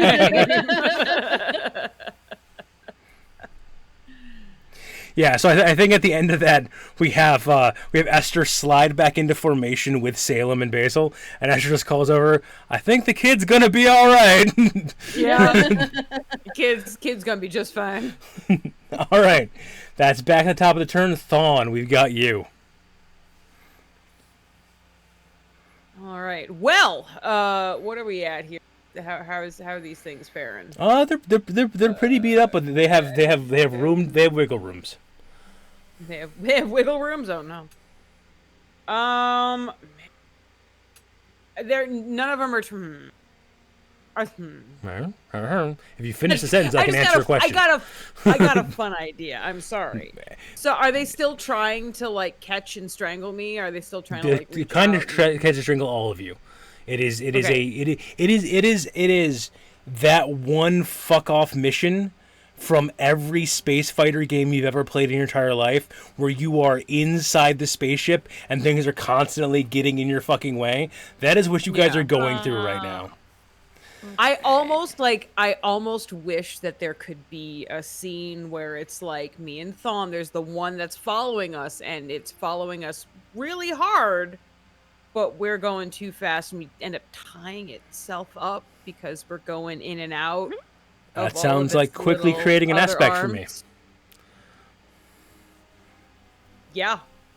So Queek, we do Queek, I do token.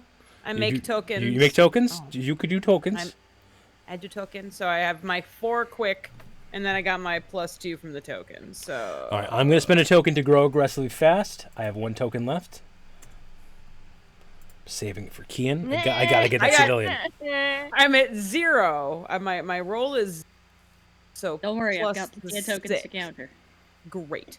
So plus that 6 gives me 6. I have a couple. All right, I am at +5, unfortunately. So you don't get to use my token. Yeah, you get the free invoke as well. So we'll call it Frayed Not. Love it. You're the best. Beautiful. That's the one true joy of any type of Fate game is coming up with the fucking aspects on the fly and being like, this is what I'm gonna make you. Be serious and stare me in the face and say that you're invoking. I'm gonna invoke the Frayed Not. It is the Vine's turn. No, the point though is that it's afraid not because it's not afraid not. All right, whatever. Yeah. Graffiti. But it's also I'm afraid not, like you're not going to catch me. So it is going to Oh. for the 3 actions. Double. We'll spread it among everyone but Salem. So 1 attack on Thawne, 1 attack on Minnie, 1 attack on Alarum. We'll do Thawne and Minnie first. Thawne, how are you defending yourself? I mean, that's a great question, and I'd love to answer it. I mean, there's just one answer because you fucking Quickly! You boosted, I'm going you boosted to I'm your going quick to fly to quickly 4. away from it. You are And the I'm going to fucking use Flash. yes. Oh god, but that gives me a -2. Fuck. -2 plus my 4 gives me 2. They got a 3. Go ahead and take a stress. How is First Minnie fucking stress defending I've got this herself? entire game.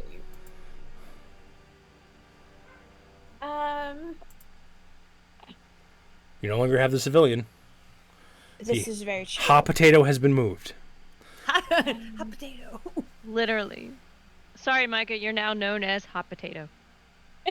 It's his code name. Good. Got potato. I want to. I'm gonna Tater. barrel roll in the opposite direction and just kind of quickly roll away from it again. Okay. Dodge. Go ahead and give me the quick. 3. Alrighty. Oh, I'm sorry, 5. Duck, 5. dip, dive, and Dodge. You can dodge a wrench. You can dodge a ball.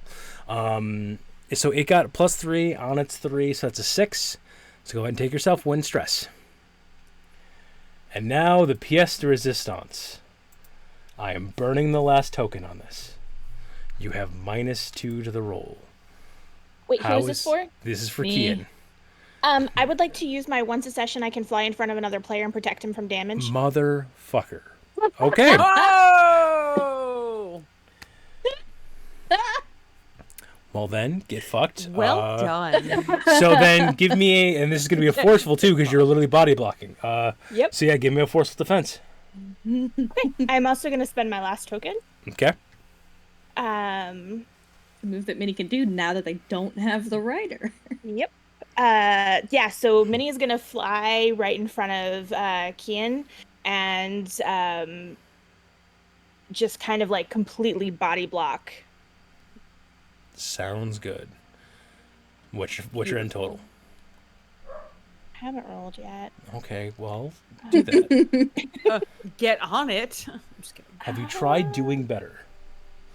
No. All right, we'll see. So it's you said it's forceful, right? And then Yep. I get +2 from my token. Is Yep. that correct? Am I missing anything? Whatever the dice roll is, that's about it. Okay.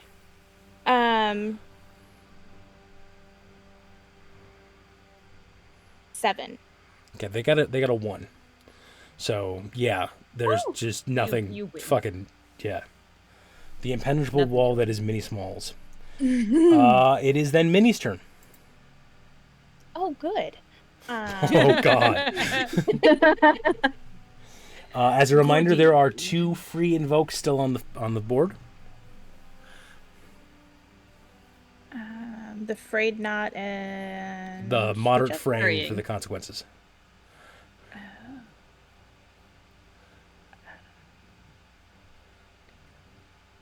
So I have a question. Because I it's have an answer. flammable, Yep. if I hit it with my flames, do I get like extra? If you give me a token, if you had, I don't think you have any tokens don't. left. But yeah, if anyone gives me a token, they can invoke flammable to get a bonus roll on that. Okay, yeah, I don't have more tokens. Never mind. I would And I like. gift Isabits one of my 2.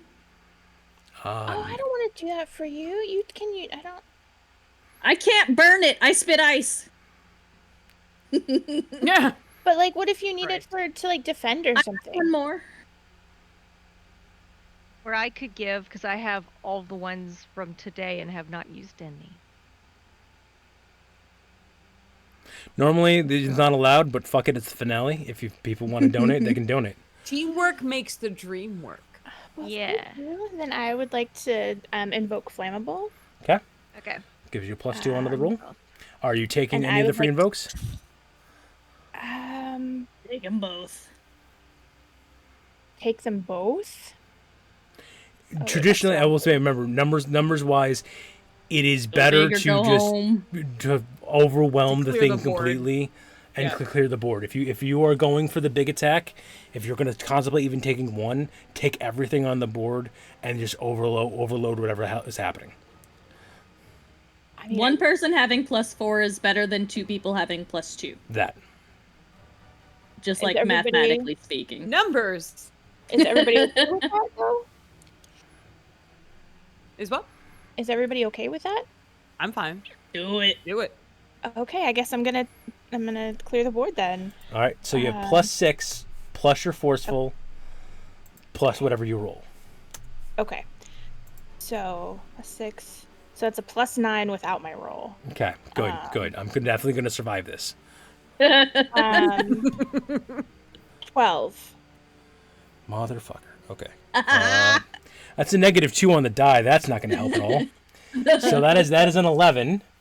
Let me Well see. Can I do this? 6, 7, 8. Nope. Because even if I get a severe and a mild consequence, I'll still have 1 stress floating after I fill up all the boxes. So yeah. That's why you sweep the board. That's why you sweep the board. Yeah, it's basically it's always the benefit of any good fight in a Fate game is always aspect, and then a sweeper comes in to just do the thing and make it all go away. So yeah, because you invoked flammable on this too, there is literally like. And we'll say it even comes in, like, Salem comes in to start teeing up shots for you. Alarum is flying in the center of the thing, but still is, like, freezing certain sections that are trying to grab you.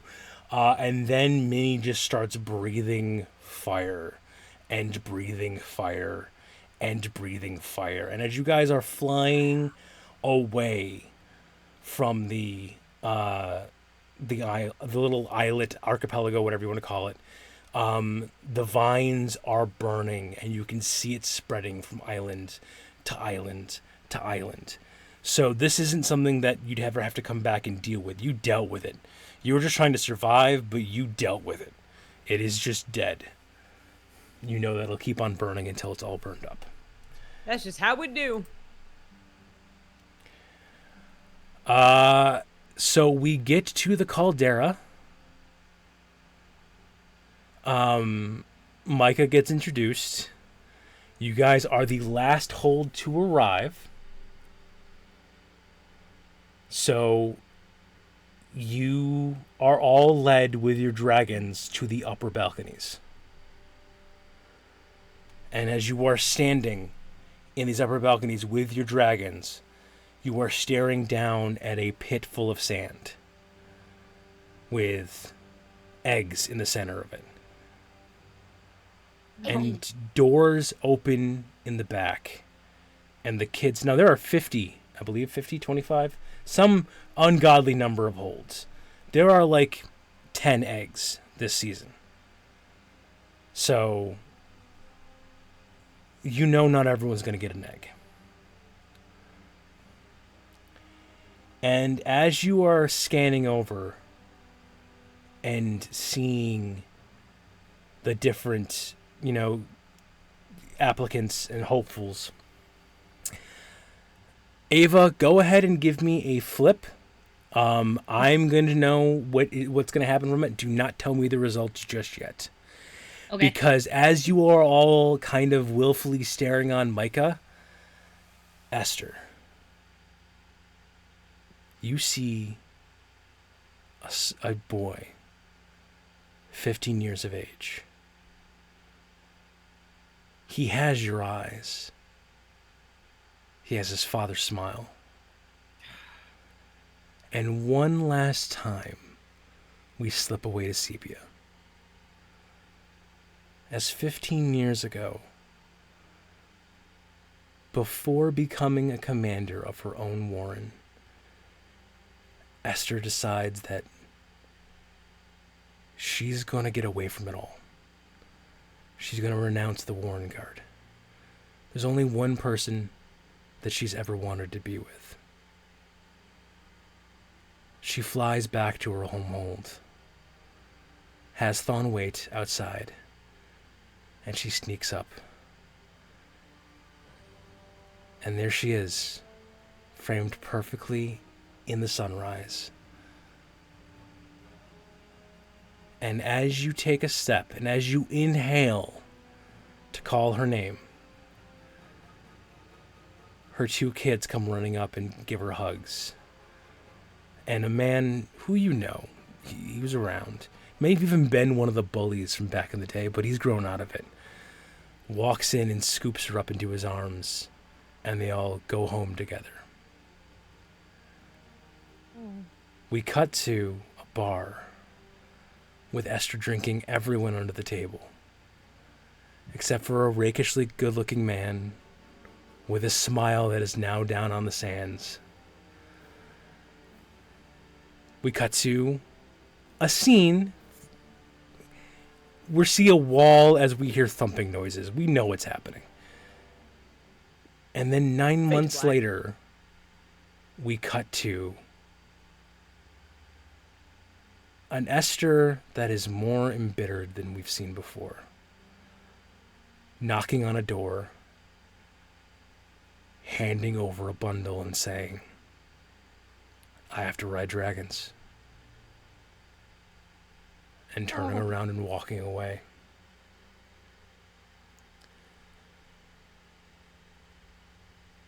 Just before you hop on Thawne, you hear a voice call out, "I'll name him Calvin, after your father." No. Give me a D12 roll. 5. Motherfucker. Of course it had to Boy. be 5. Is that the orange? As That's Calvin orange? bends down, a tiny little orange dragon goes running up into his You arms. cut out, Joe. You Aw. cut out. Can you hear me now? Yes. Yeah. Yeah. So as Calvin kneels down, a tiny little orange dragon comes running up into his arms, licking his face. Kid would get an orange. It's so true, so true. That And little shit. Ava, what did you get on your die flip? It was tails.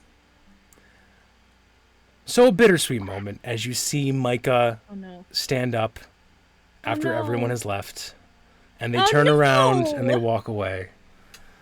Oh. They haven't. They can try again next year. It's the last year they can try again. Got a little dragon. Micah didn't get a little. You know what? Fuck it. It's the finale. Sorry. Roll, someone roll me a d12. Gimme. I got it. These are Okay. my new dice. That's a 6. I got a 6 too. That's so funny. As a Oh. tiny yellow dragon comes It's zipping yellow, up right? Yeah. and just as Micah is leaving the caldera, their head loading, a tiny little bolt of yellow energy just smacks into their back, knocking them over as this bouncing little puppy of a dragon is just like attacking them. Like, no, mine. Not that you can hear it. You just hear the little growlings. It's okay. Love it. And I think with that, we move on. We fly back home to Pryhold. Everyone comes back home. And Kian is about to go off to his room. Ian's been up for the full 2 days Yeah. of that. They are about to collapse. And as Kian's heading off to the room, it's literally Lilith on one end, Esther on the other, just scooping up under the things, going into another You need to room, relax, kid. opening up a porthole down below until you see stone and tunnel. And as you all climb down, we end with all 4 of you in this hot spring. The whole Japanese style, just the very warm towel on heads, drinks being passed around.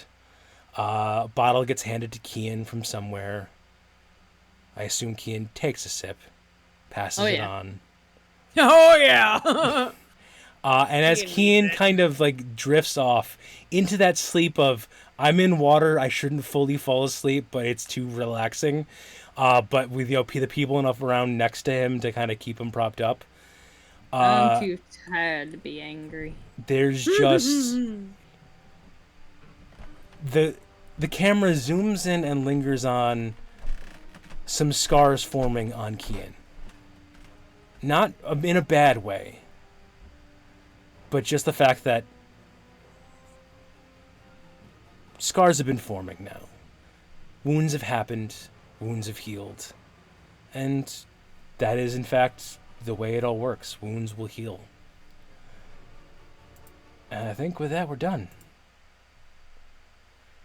Thank you, everybody. We're a Warren, everybody. Oh my god, it's found family attack. So, as always, you want to end up with the credits that I'm going to vamp while I get this thing pulled up, because it's not pulling up again, because of course it isn't. This game is Warrenguard. It is created by Natalie Putum. WarrenguardGame.com should lead you to the backer kit, where late pledges and things like that can happen, as well as I'm guessing when it gets just be able to be sold. Buy this game. It's fucking fantastic. The gorgeous Starting Soon and BRB artwork is created by Natalie Chenard at Ghost Candle. Our overlay is created by our own Aegis, with artwork by Sean Bennion. Brutus is also sad it's ending. Sean Bennion's found at Anon B Draws. The design of the layout was stolen shamelessly from Abby Kelly, who does the artwork and layout design of Warrenguard, and it's at ABZ Kelly. I want to thank you guys all for being here, both being in the audience and the players. It's such a fantastic game, and you guys are helping me make this happen. For one final time for this Warrenguard game, let us go around the circle. You know what? I'm gonna vamp a little bit because I want to give you time. Give me your name, where people can find you, in general, and give me the next an event from the next year or so of your Dragon Rider's life. Something you want to make sure happens.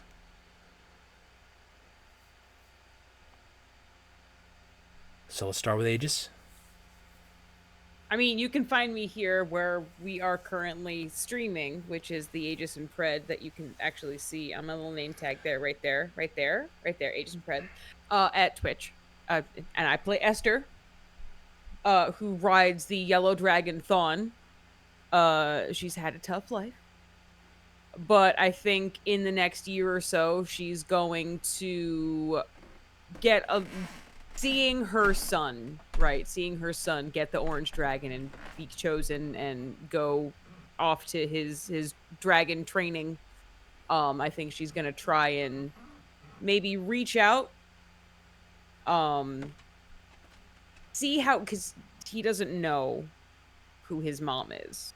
So I think she's going to try to reach out to his father, see how things have been going, maybe poke around, maybe not. It all depends.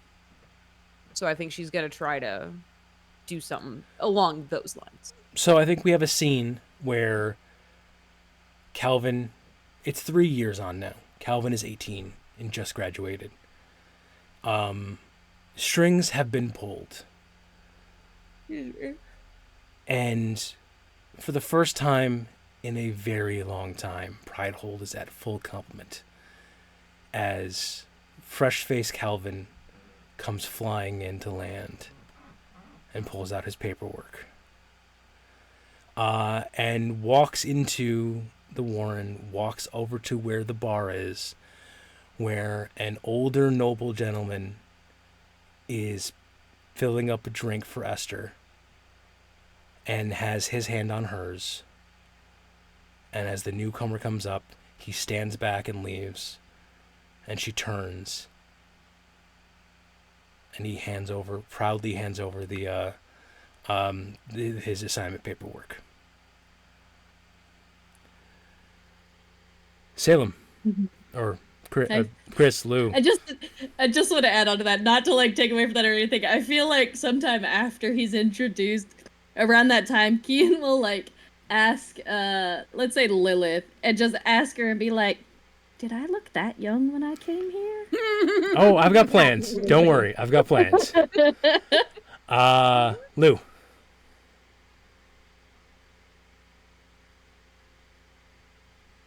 Oh, Lou might be having to take care of something, so we'll keep on going. Oh no, I'm right here. I was muted. Oh, okay, never mind. Oh, whoops. I hate when that happens. All right, so hit us. Yeah, I have Fox in my arms. Oh, Birthday boy buppers. is right here. Hi, the so- birthday boy, the birthday puppy. I am Tallulah of Tallulah and Chill. Yes, he let out a big hoof. And I play Salem, the caretaker, and I can see them trying to still make connections with Ultram, the matron, and probably going to check in on their parents back at Diamond Hole. Okay. I think the scene is Salem waking up, going to make kitchen, going to the kitchen, finding Lilith cooking, and Lilith just kicking Salem out. And Just fuck.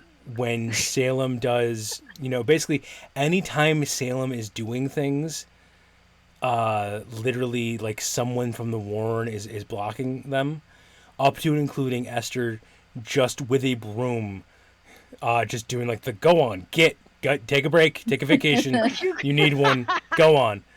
And I believe, and so I think we see Basil landing down in Pridehold, Salem sheepishly saying, "Hey, they made me take a break. Or can you take a break?" And it's been years now, so yeah, we'll say about 3 years on. We'll keep it around the same time period. They're making Calvin do a bunch of work up, especially cleaning up after his dragon.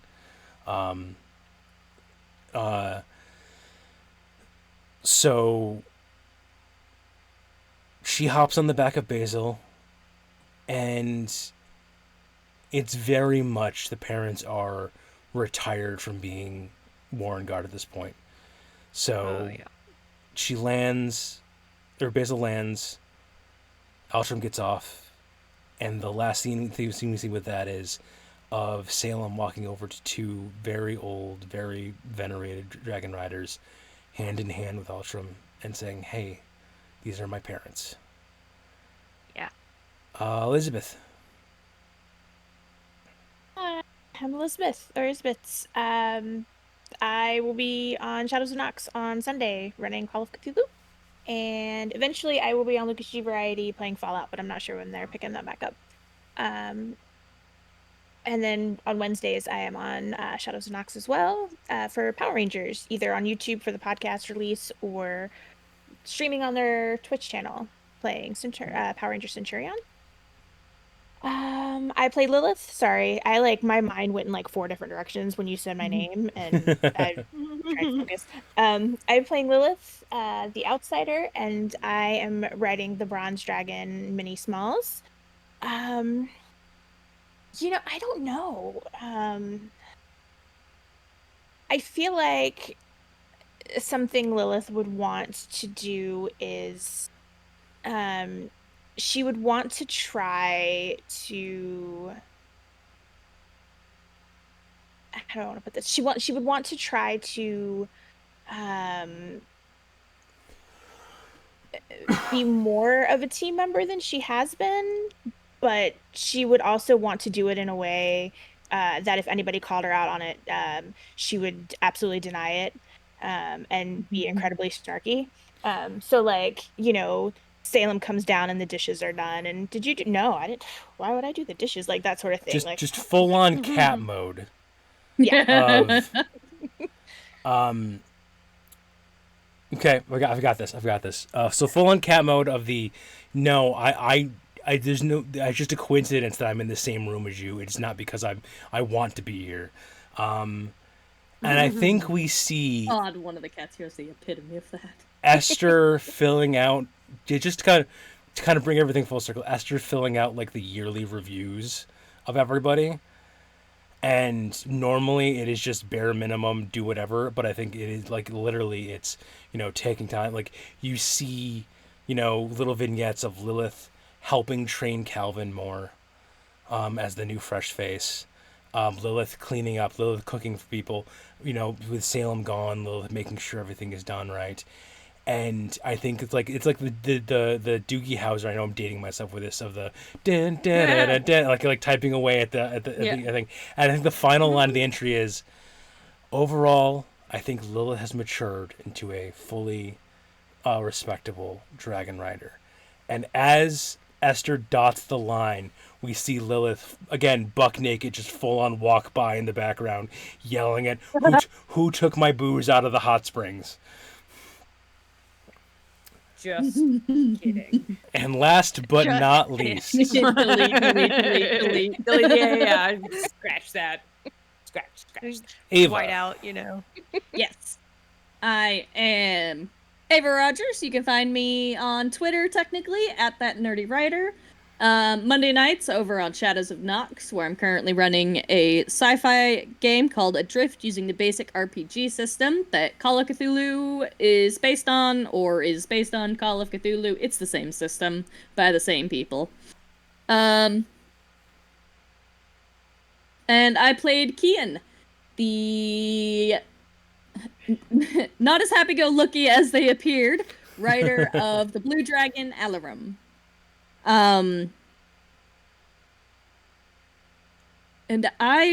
So keeping along with the 3 years, so Kian's also gone through some pretty subtle changes over the last few years. They have become less uptight, as some might call it.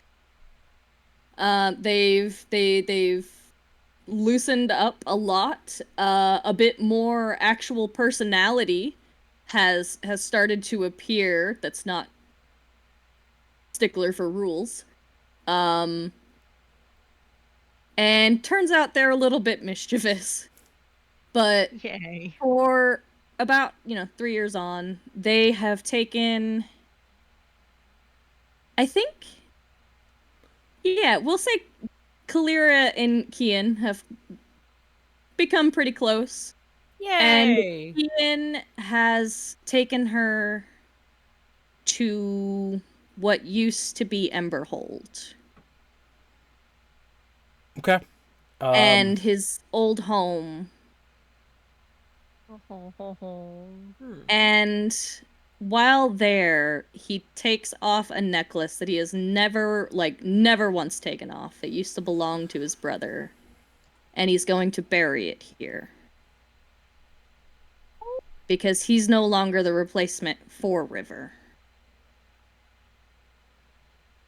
He's his own dragon person. So I think Kian fully graduates into the Ace playbook versus the Fresh Face playbook. Oh, yeah. Definitely flying rings around everybody else and kind of lording it over them as he does. And...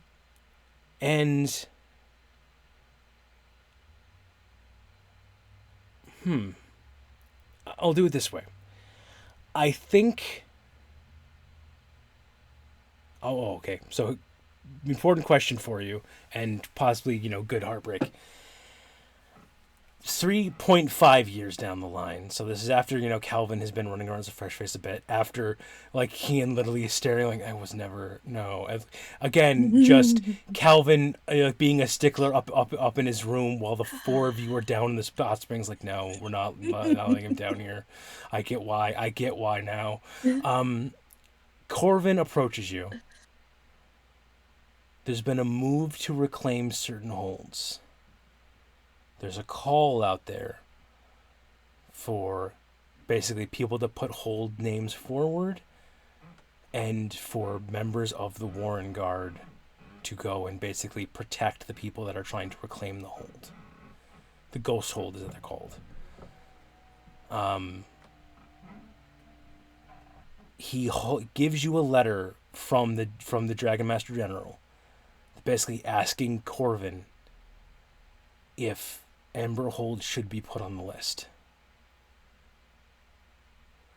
And Corvin Corbin basically straight up stares you in the face and says, "This is not my decision. This is yours." Oh. And it's either way, whatever is best for you. What does Kian answer? Oh man. Look, it's not. It's I'm a terrible monster. It's basically what it comes down to. Of all the things you've done tonight, I think this is the tamest.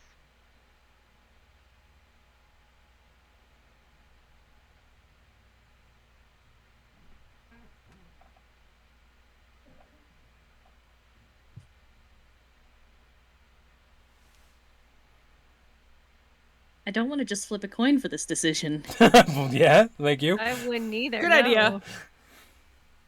This isn't taking over as commander of a hold now. Yeah, come on.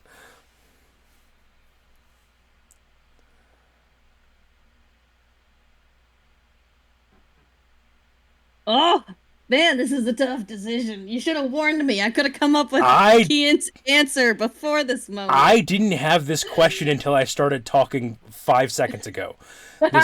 This is how my brain works. Was like, oh, we got to make this as sad as possible. Let's come up with this now. Ah! Then you know what? How about this? We won't have the answer. We'll full on Sopranos ending this. Kian I like stares at that. the letter for a long time, looks up into Corvin's eyes, inhales the speak, and we cut to credits. Cut to credits. Amazing.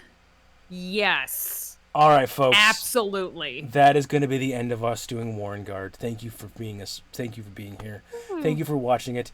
Thank you for being the kind of people that like. I notice, like, even if it's the middle of the night when I upload, I start getting 1 or 2 views. It's not my most viewed stuff, but it's consistent views for this thing, and I really enjoy it. Thank you, Aegis, for hosting this after my internet kept on fucking up, and thank you, the 4 of you, for being players on this. This has been such a fun ride, and I love this game Yeah. so fucking Yeah, much. thanks for having me. I liked riding dragons.